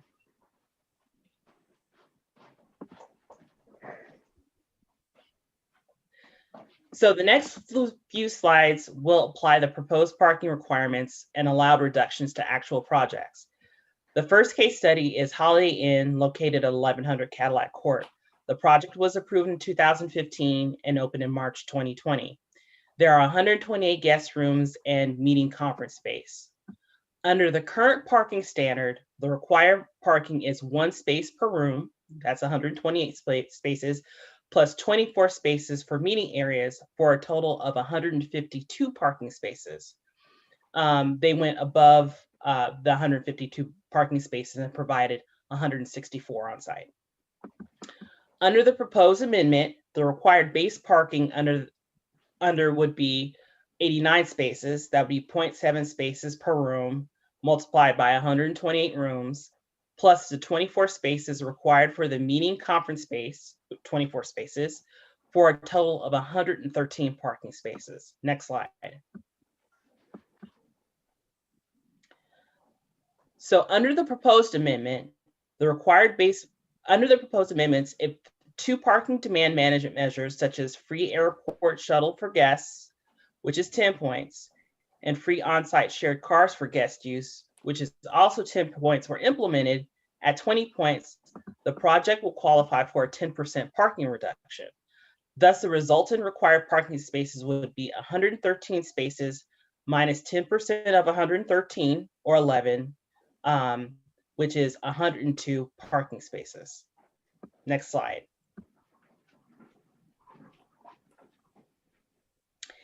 In this second example, an additional 4 demand management measures are included for a total of 6. If the hotel implemented 4 further measures, including free on-site shared bicycles for guests, 10 points, dedicated on-site passenger pickup drop-off zones, 3 points, active marketing of the free airport shuttle, shared cars and shared bikes, 3 points, and charging a daily fee of at least $25 for on-site parking of private vehicles, 10 points. The resulting point total will be 41 points, which equates to additional parking reduction of 20% below the base requirement. The final reduced parking requirement that could be allowed under the code would be 113 parking spaces minus 20%, or 23 parking spaces, which equals 90 spaces. Next slide. In the second case study, this is actually an active project. Planning staff is currently reviewing an application to construct a 216-room hotel at 1851 McCarthy Boulevard. The required off-street parking under the current zoning code for all the components of the proposed hotel is 330 spaces. The project is currently designed proposes a total of 267 parking spaces, including 102 regular self-park spaces, 128 mechanical stacker spaces, so 64 stalls with mechanical lifts to accommodate 128 vehicles, and 37 valet parking spaces. Under the proposed amendments, the base parking requirement for this project would be 151 spaces for the 216 rooms, so that's 0.7 multiplied by 216, 86 spaces for the indoor-outdoor meeting spaces, based upon the parking ratio for that, and 28 spaces for the lobby bar, based upon the parking ratio for that in the zoning code, for a total of 265 spaces. Next slide. The project is currently designed, includes 2 features that are defined as parking demand management measures under the proposed zoning amendments as follows. Mechanical lift spaces, 128 spaces, or 48.3% of the project's base parking requirement. That would equate to 10 points. Valet parking, 37 spaces, or 14% of the project's base parking requirement. which should equate to 5 points. The total of 15 points, however, does not reach the 20-point threshold for granting an additional parking reduction. Thus, the total requirement for the project will remain at 265 spaces. So if we suppose that the project implemented an additional parking demand management measure to the two currently proposed, such as free airport shuttle service for guests, that would equate to 10 additional points. These measures would score 25 points under the proposed parking requirements, which would qualify the project for a 10% reduction of the base parking requirement for a total of 238 spaces. Next slide. If a fourth measure were implemented, such as on-site car share vehicles for guest use, which is 10 points, the project qualifies for a 20% reduction or 53 spaces. The parking requirements with reductions is the base parking, which is 265 spaces minus 53 spaces, the 20% reduction, so leaving the total at 212 parking spaces. Next slide. So we received input from the hotel industry in preparing this ordinance. On September 3rd, 2020, the planning staff held a virtual meeting with members of the hotel industry to receive input and suggestions on the proposed amendments. Participants included Dynamic City Capital, which is a developer of two recently approved projects in Milpitas, the Element Hotel by Westin and AC Hotel by Marriott, and Lodging Dynamics Hospitality Group, hotel operator that works with Dynamic City Capital. Planning staff discussed their industry experience related to changing hotel parking demand and their views on current hotel parking standards in various cities across the US. Input and suggestions from these industry stakeholders have been incorporated into the proposed zoning amendments for hotel parking, which also included data analysis and review of local ordinances from the Bay Area and throughout the country. Next slide. As for public outreach and comment, notice was published in the Milpitas Post on February 12, 2021. A public notice was also provided on the city's website and posted at City Hall. At the time of the preparation of the staff report and presentation, no comments have been received from the public, but we did receive a comment from the public this evening regarding the parking ratio and the ITE trip generation manual and when those rates were determined. Next slide. As for the California Environmental Quality Act, the introduction and adoption of this ordinance is categorically exempt from further review under CEQA, pursuant to CEQA guidelines 15061B3, also known as the common sense exemption, because this ordinance would lower the required number of parking spaces for hotels, motels, and similar lodging uses. Since there would be no changes to the number of hotel rooms based on this ordinance, there would be no increase in vehicle trips or traffic impacts associated with hotel projects. Next slide.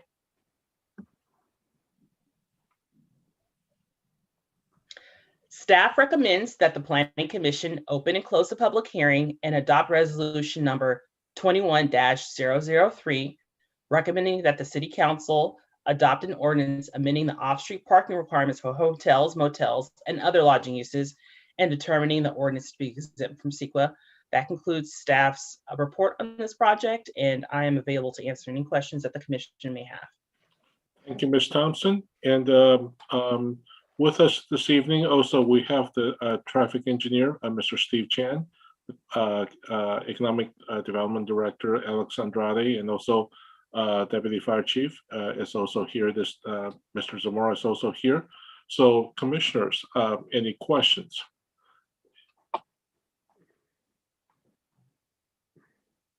I do not see any raised hands on my screen here.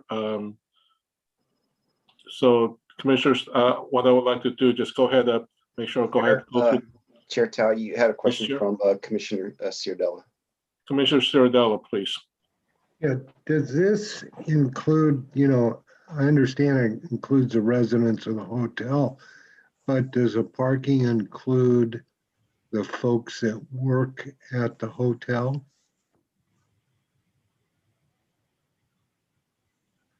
I guess that question is for staff.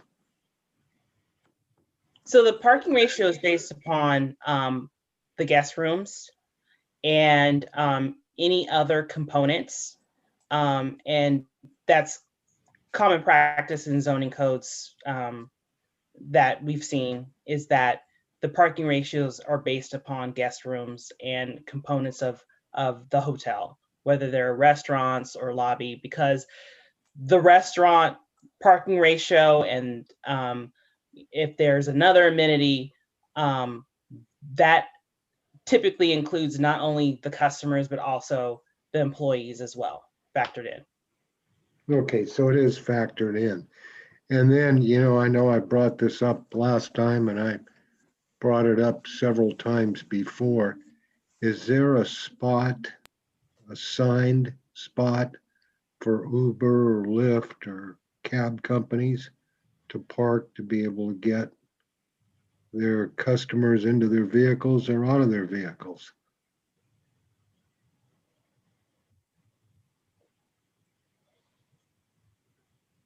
Commissioner Ciudadela, so this ordinance addressed the parking ratios in terms of passenger loading and unloading. That is typically addressed at the project design level. And so that's usually addressed in the site development permit. Okay, so you guys address this then at the planning level? Loading and passenger unloading and loading, absolutely, yes. Okay, so it is marked for specific folks like Uber or Lyft or cab companies? I can follow up. Yeah, I'll just follow up on Rosalind's comments. A dedicated space for the rideshare like Uber and Lyft is one of the parking reduction measures that's included in the list. So that if I think if I understand that correctly, Rosalind, and so if the hotel chooses to provide that and through our review process, we would likely require them to do it, or we would strongly encourage them to do it, then they can use that as one of their parking reduction measures. And I don't know how many points are assigned to that. Is it 5 points or 10 points?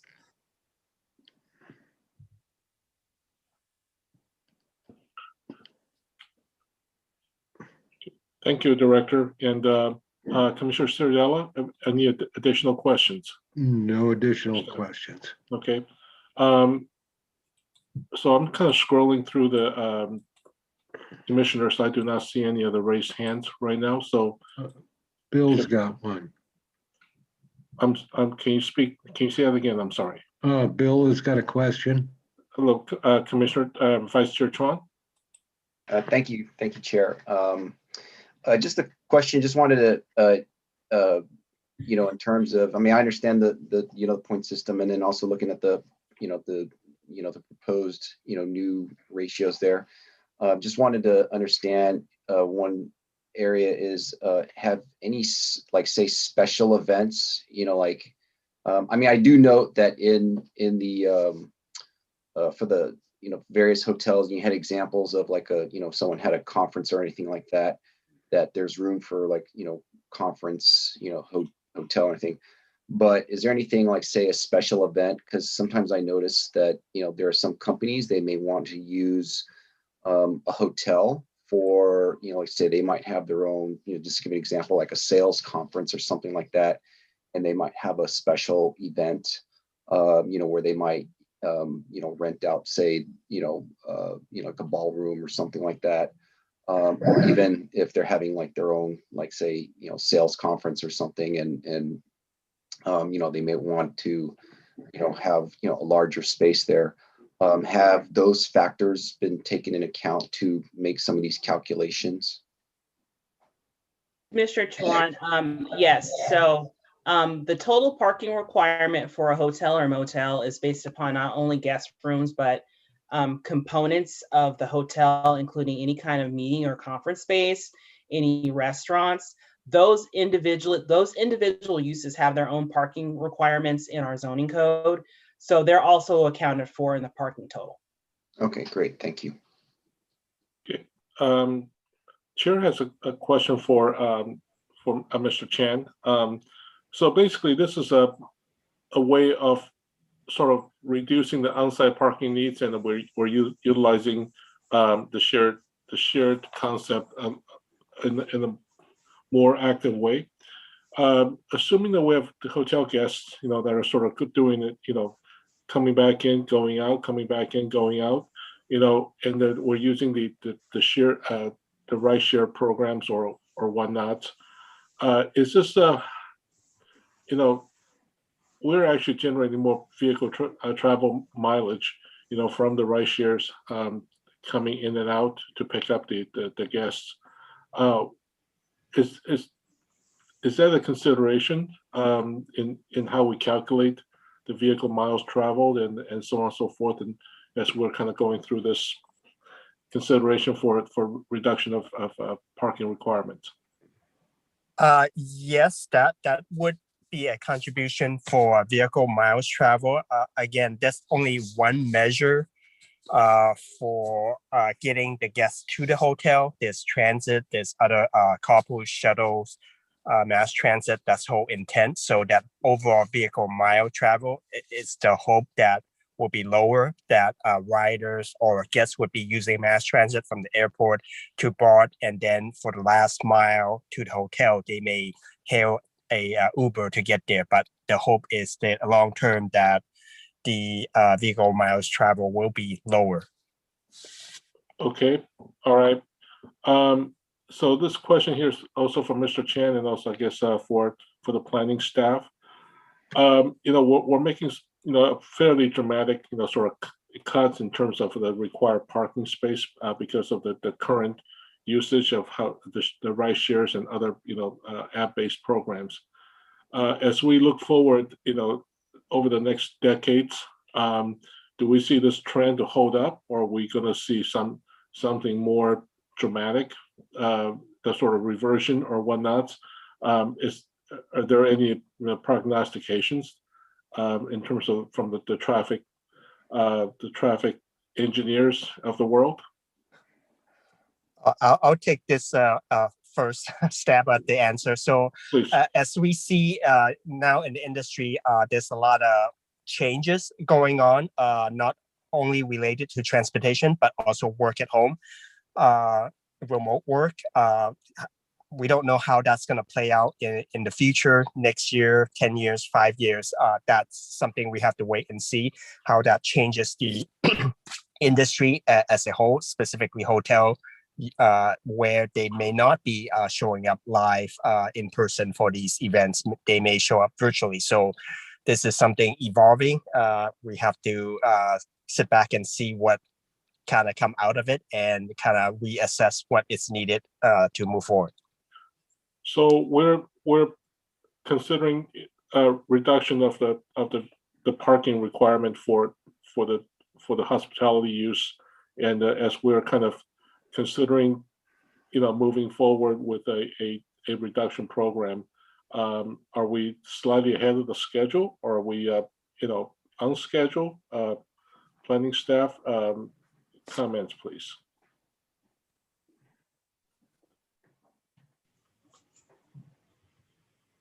Through the chair, I'm not quite sure what your question is. Are you saying are we being progressive and kind of anticipating that that the needs are changing, or was that your question? Yes, as the changes are happening, we through the pandemic, the hospitality business basically got body slammed through this process, and the demand's gone significantly lower.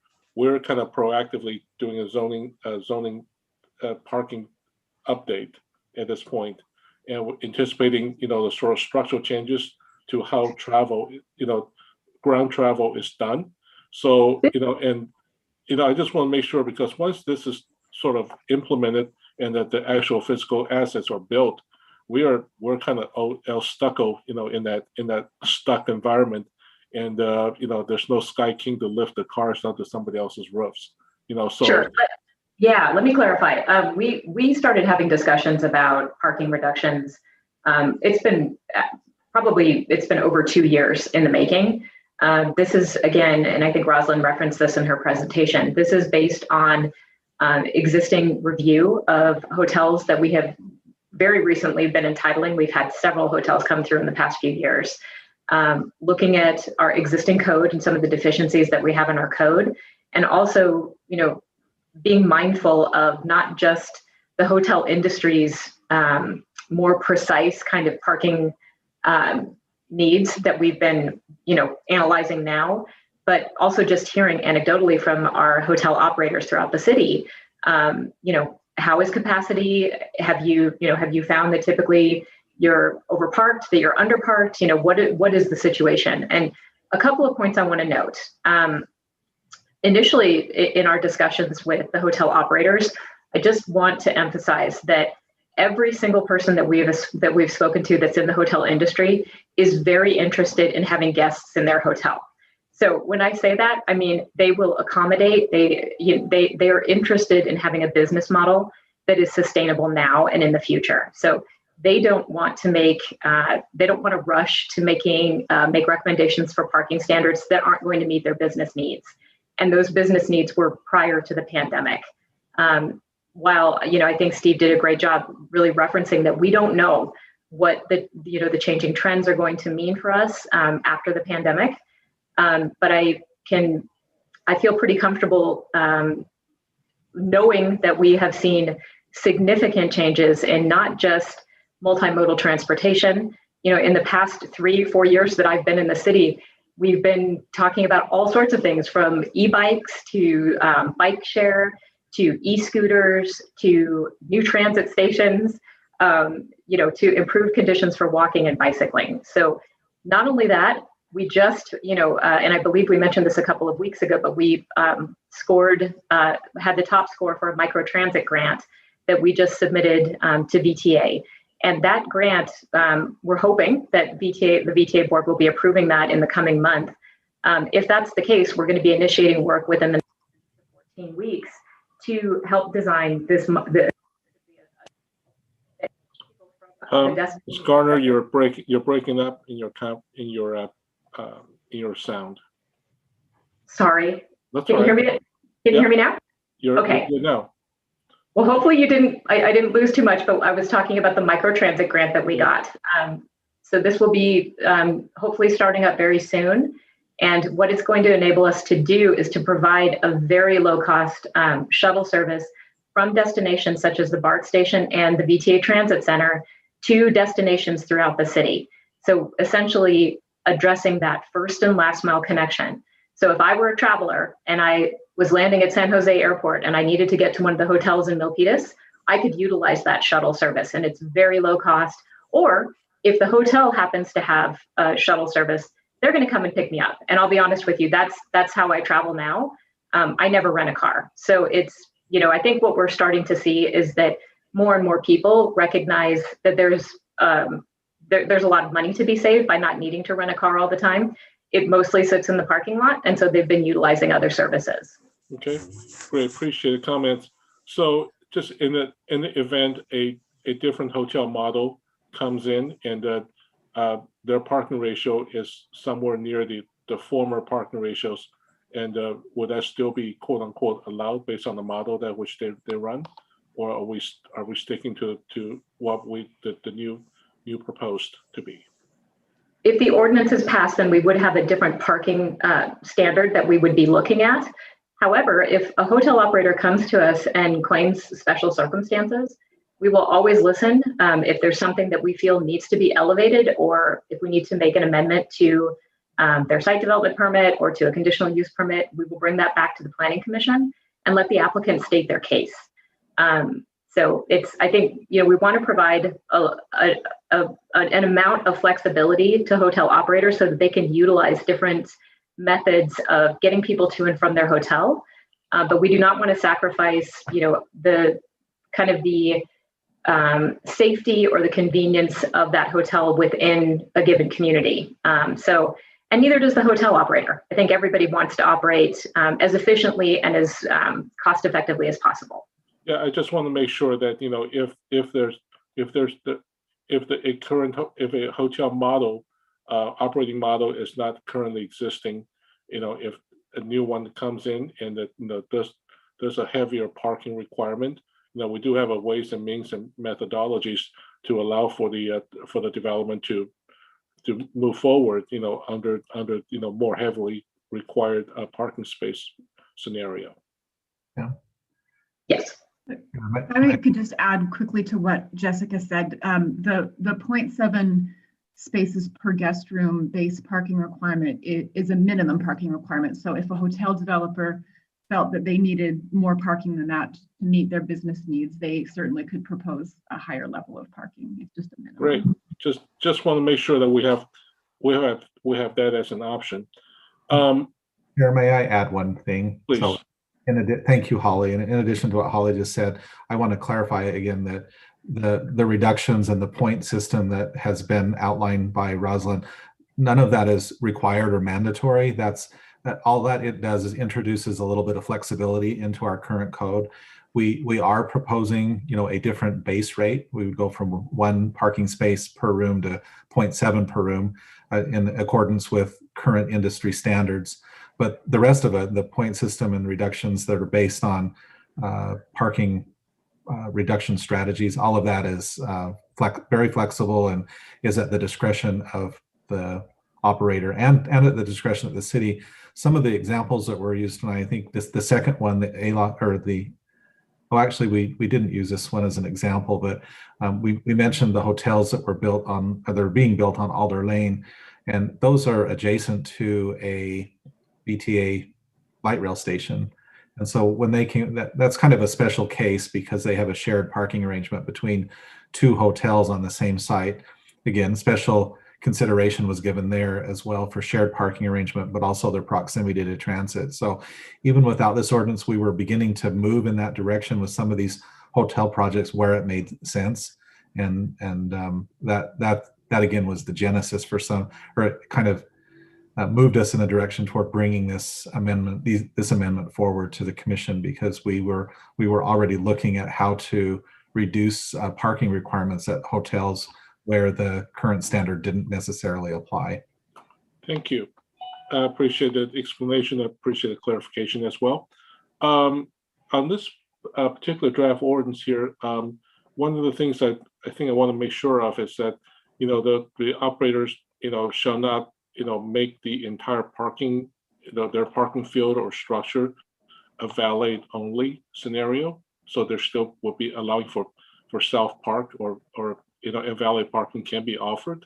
So I do not see that in the ordinance. Is there, number one, is there a staff concern towards, you know, if an operator decided they want to go to a revenue enhancement program with all valet parking? So in other words, they just basically try to bump their revenues. This is a sort of a real issue that, as we, you know, stayed in the hotel a couple of years ago in San Francisco, it was a valet only. It's like about $75. You know, you like it or not. If you have a card, that's $75. You know, there's absolutely no self parking, even though they have the capacity to do so. So it's a real significant, you know, on a per room basis, you bump the $300-400 per night room rates, you know, by $75 just having a car there.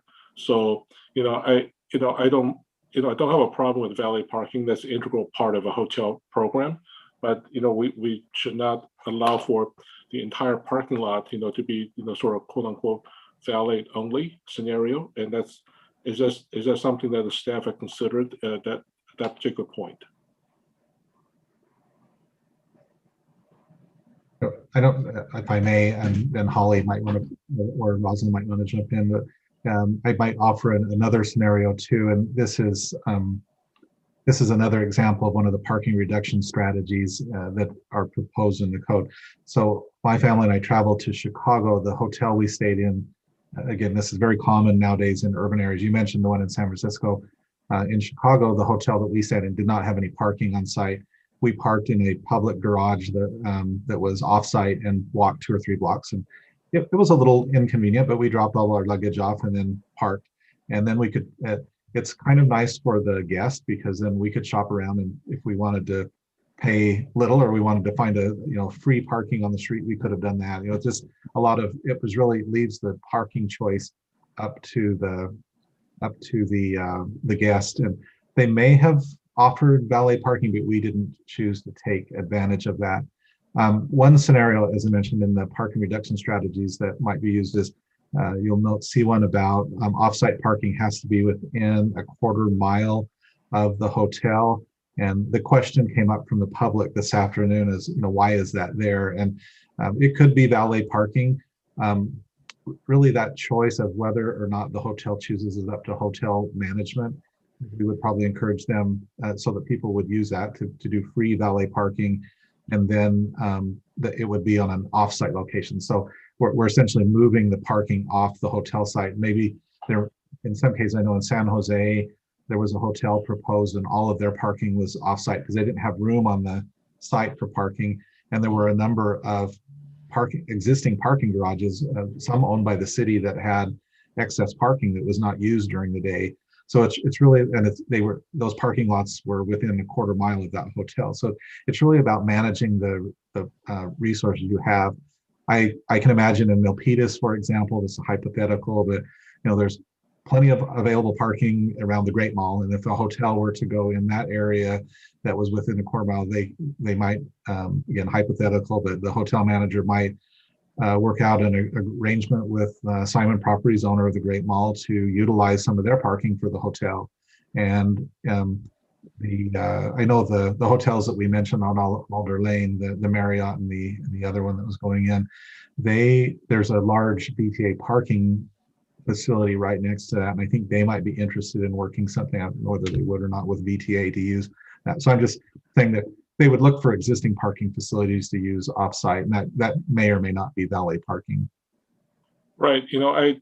I'm just having a real high allergic reaction to, if there's on-site parking and then all of which is valet only, and I know we're trying to encourage sort of, the new mode of transportation, new thinking here, but also at the same time, I'm just very concerned, with the operators, doing the revenue enhancement programs and go to all valet parking period.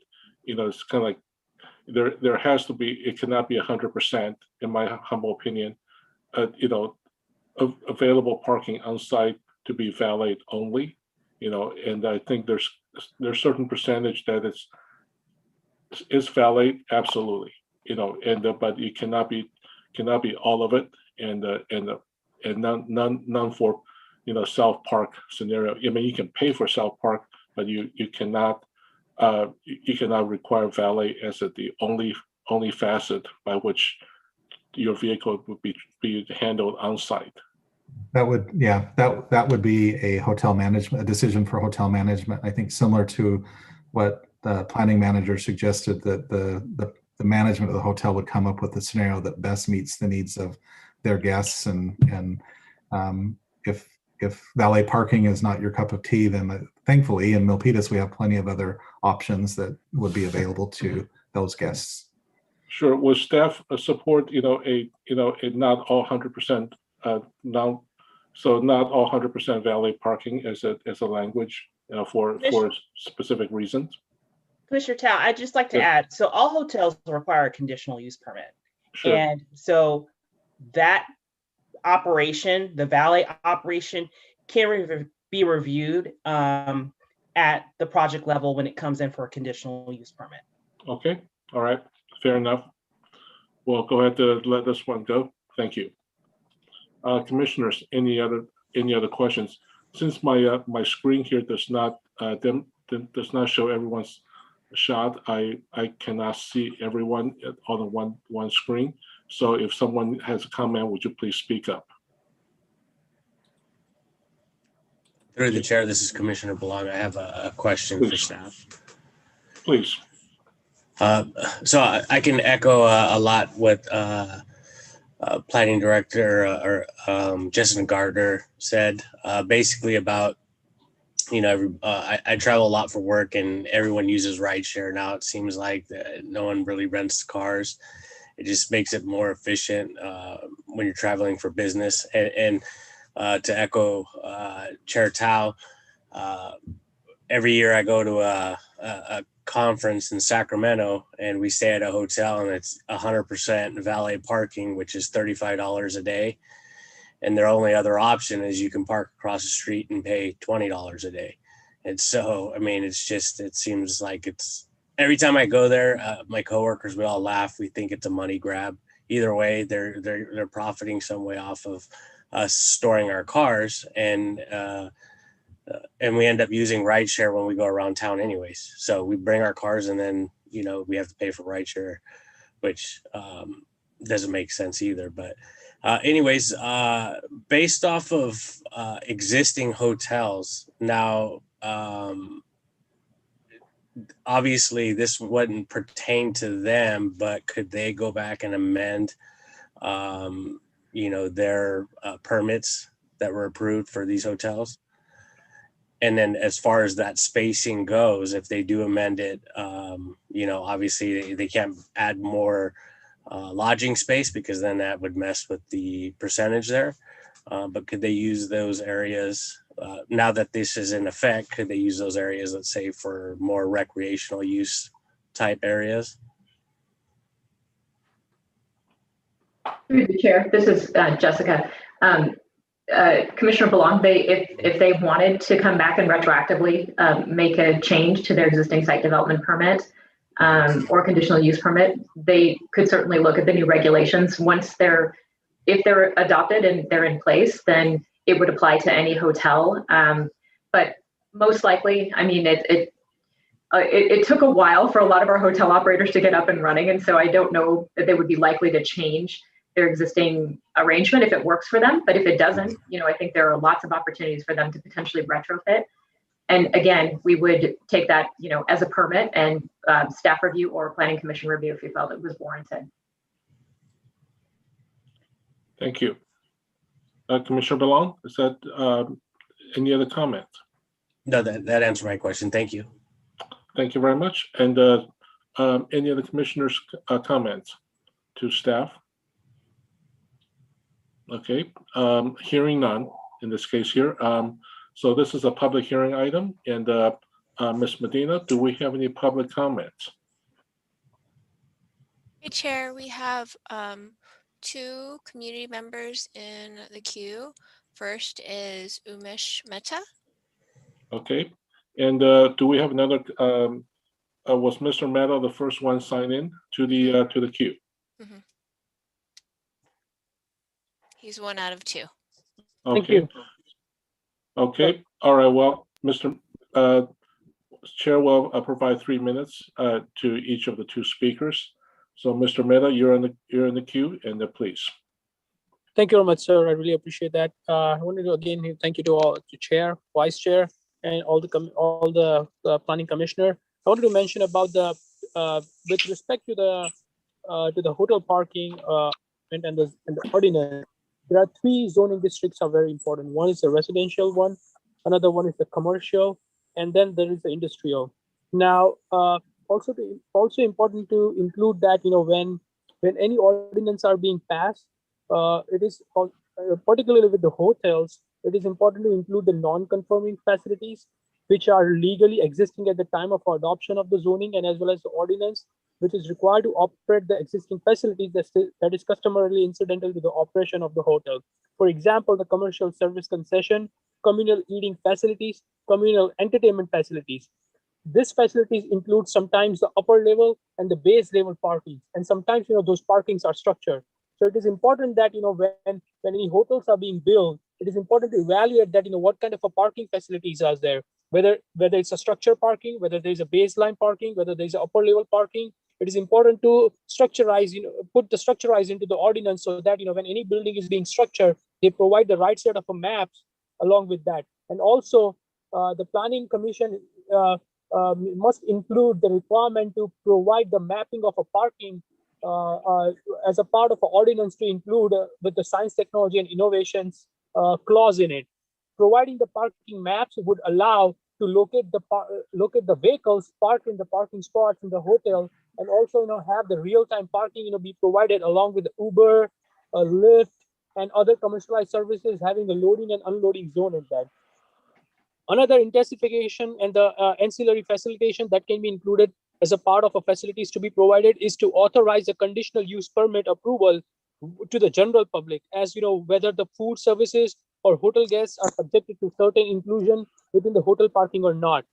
Off-street parking and the loading facilities are also to be included in the ordinance as well. Also, the location and design of the ancillary facilities shall also have the intensification that what is that allow the patron to doing the queuing outside of the hotel or any gathering that should be allowed or not.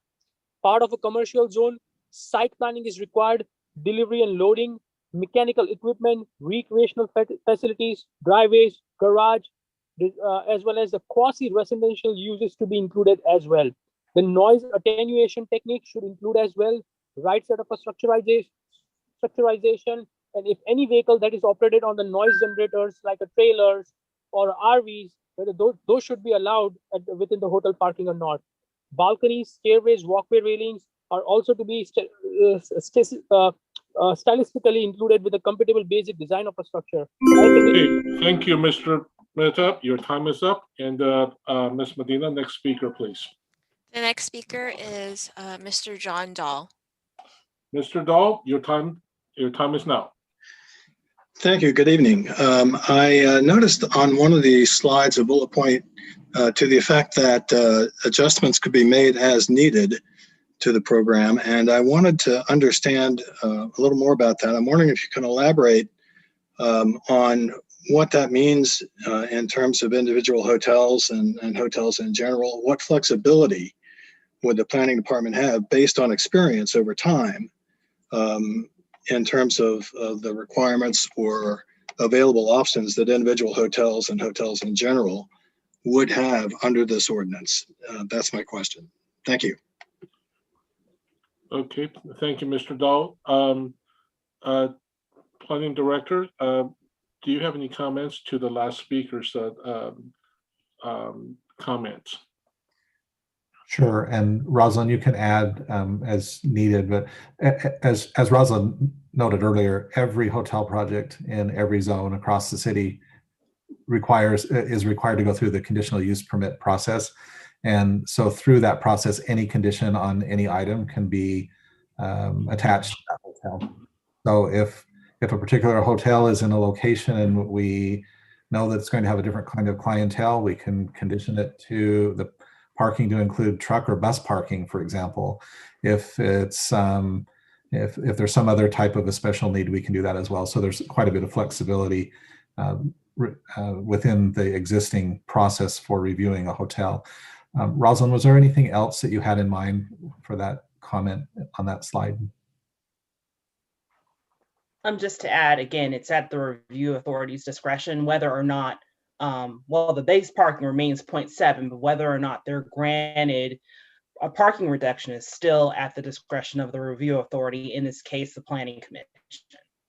And so that would be done on a case-by-case basis as well. So.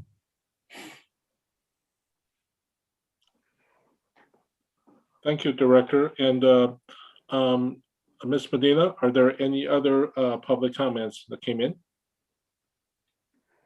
No, Chair, nobody else. Okay, thank you. Thank you. And can I have a motion to close the public hearing, please? Motion to close the public hearing. Thank you, Commissioner. Is it second by Commissioner Galan? Yes. Okay, thank you. Yes. So with a motion by Commissioner Alcorn and the second by Commissioner Galan, and I'll go down the row for the item here. Commissioner Albana?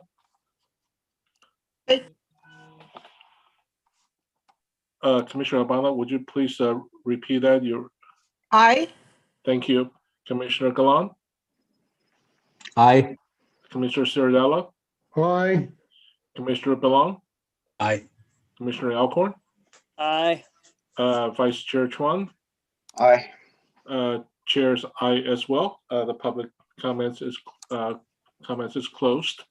So commissioners, discussions, any discussions on the items? If not, any motions?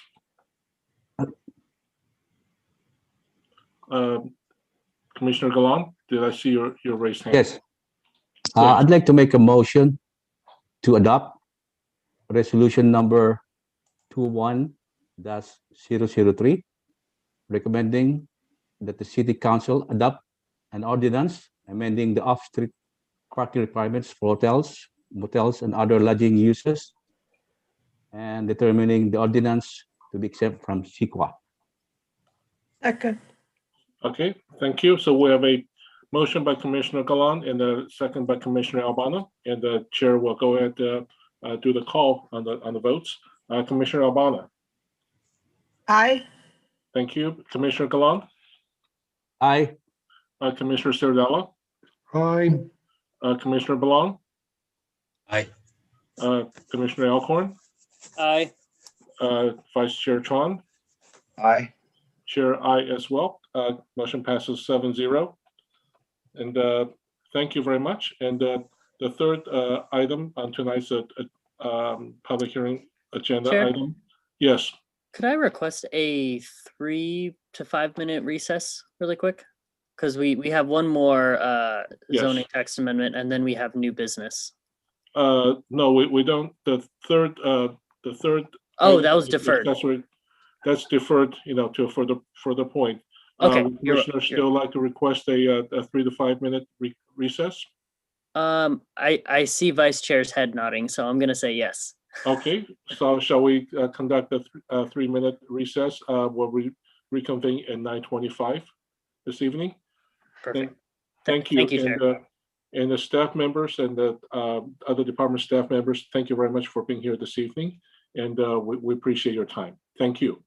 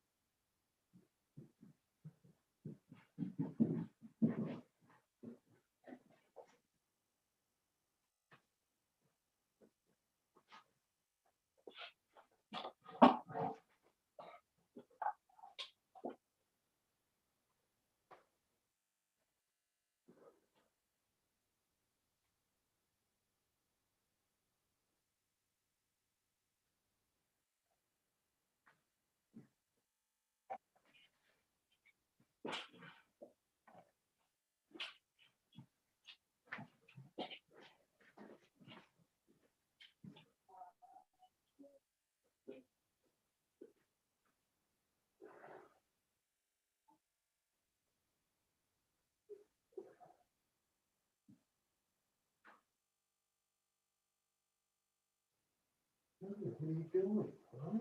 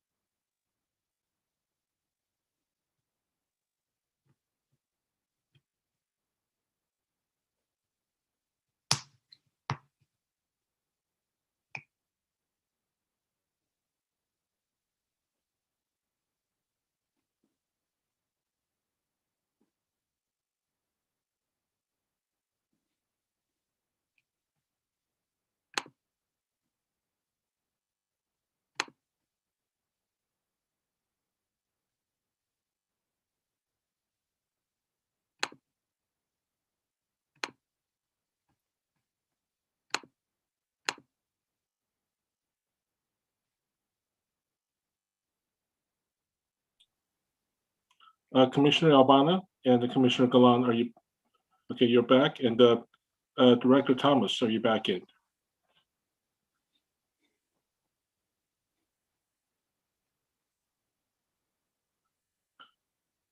So let's, okay, thank you. And let's give Director Thomas another minute or so to re-enter the room.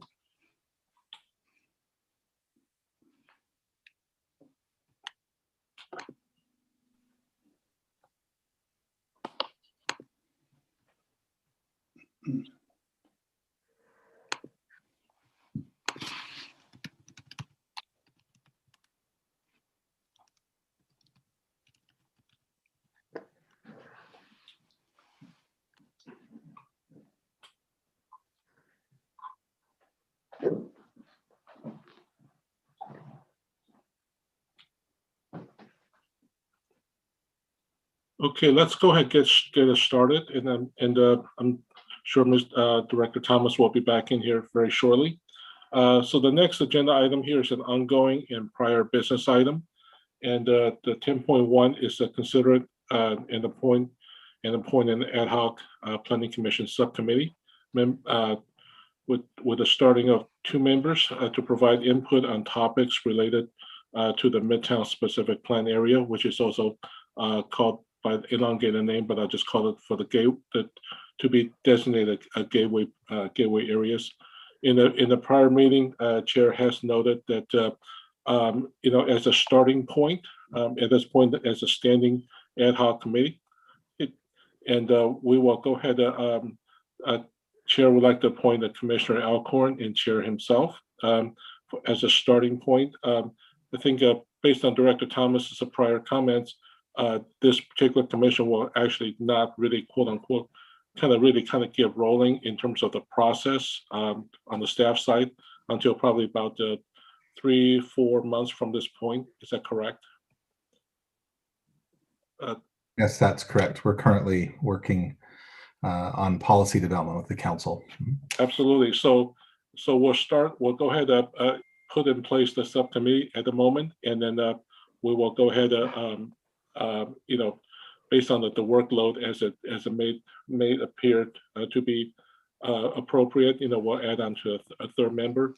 And so commissioners, any discussions or any comments? So City Attorney, how would you like this process to go? And that this is be a vote by the members as well? Yes, yeah, we should just have your appointment approved by vote. Okay, all right. So do I need a motion or a second on this or not? Yeah, let's just have a motion in a second. Okay, would you please? Thank you. So can I have a motion by one of the commissioners? And I will make a motion to approve the appointments and the creation of this subcommittee as presented.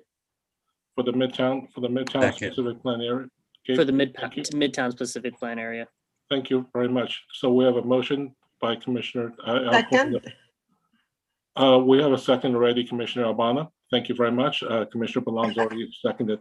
We'll leave the next one here to you. Thank you. So I'll go ahead and do a call on the vote. Commissioner Albana.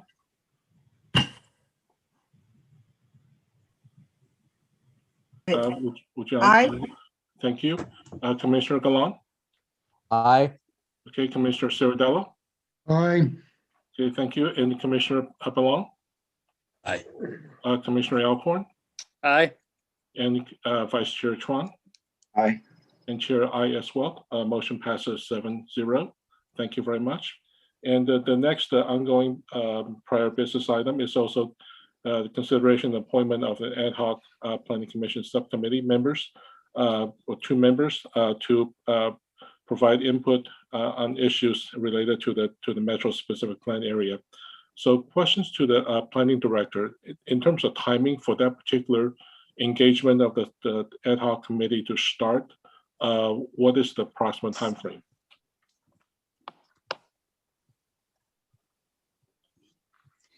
So this one, it's not as quite as well defined. We're currently working with our consultants, and as they have questions come up, we may want to consult with the subcommittee. It will depend on what kind of issues come up over the next few months. But this, the Metro Plan project itself, the update project, will run through the end of this year. Okay, so it's an ongoing right now. It's live as of this point, and how committee will be more engaged in at early going as well. Correct. Okay, great. Thank you very much for the clarification, Director. And Chair would like to appoint Commissioner Belong and the Vice Chair Chuan to the ad hoc subcommittee. And at this point, also with that, is a third member may be added based on the need and also the workload that which may be created due to the amount of work that's to be shared. So can I have a motion for that, please? Do I have a motion? So moved. Okay, that's motion, and do I have a second? Second. Okay, thank you. So we have a motion by Commissioner Ciardella and a second by Commissioner Alcorn. So I'll go down the row for the vote. Commissioner Albana. Aye. Thank you. And the Commissioner Galan. Aye. Thank you. Commissioner Ciardella. Aye. Commissioner Belong. Aye. Commissioner Alcorn. Aye. Vice Chair Chuan. Aye. Chair is aye as well. So motion passes 7-0. So Director, if you will be so kind to keep the commissioners with each respective subcommittee apprised of the sort of the quote unquote the activation time frame and also the specifics as we go on for this particular the two ad hoc committees, and also if you can also recommend to the committee members with regards to the engagement and the possibility of may needing to add a third member at some point in time in observance to the Brown Act issue as well. You bet. We're really excited to work with the certain members of the commission in this new way. And as we did when this first came up, when we talked about it, Chair, I said, and I was sincere about it, since I arrived in Milpitas, I have thought that we needed to engage our planning commission more in some of these long-range planning activities, in addition to the regular business like what you had tonight, whether a development project or review of an ordinance amendment, recommendations to the council. So this is a little bit different role, but I think it's very exciting, and I have lots of ideas for how to keep the subcommittees busy. And so we'll continue to monitor as we go along. Thank you very much for the opportunity. And Chair, just a reminder that these will be subject to the open government ordinance. Absolutely. Thank you very much for the reminder, Mr. De Los Angeles. Thank you very much. So this concludes tonight's meeting agenda items, and the legal needs before the adjournment is any person aggrieved by any final decision of any board, commission, or department head to the city of Milpitas may appeal the decision to the city council by filing written notice of the appeal with the city clerk within 12 calendar days of the date of said decision and paying the required fee. This time limit shall be strictly enforced. The next agenda item here is adjournment, and do a motion, please. Motion to adjourn. Second. Okay. Motion to adjourn by Commissioner Alcorn and second by Commissioner Chuan. And I'll go down the row. And Commissioner Albana. Aye. Thank you. Commissioner Galan. Commissioner Galan. Aye. Thank you. Commissioner Ciardella. Aye. Commissioner Belong. Commissioner Belong, you're to adjourn. Aye. Thank you. And Commissioner Alcorn. Aye. Vice Chair Chuan. Aye. And Chair, aye as well. Meeting's adjourned. And thank you everyone for your time this evening. And we'll see you 2 weeks from now for the next Planning Commission meeting. Thank you.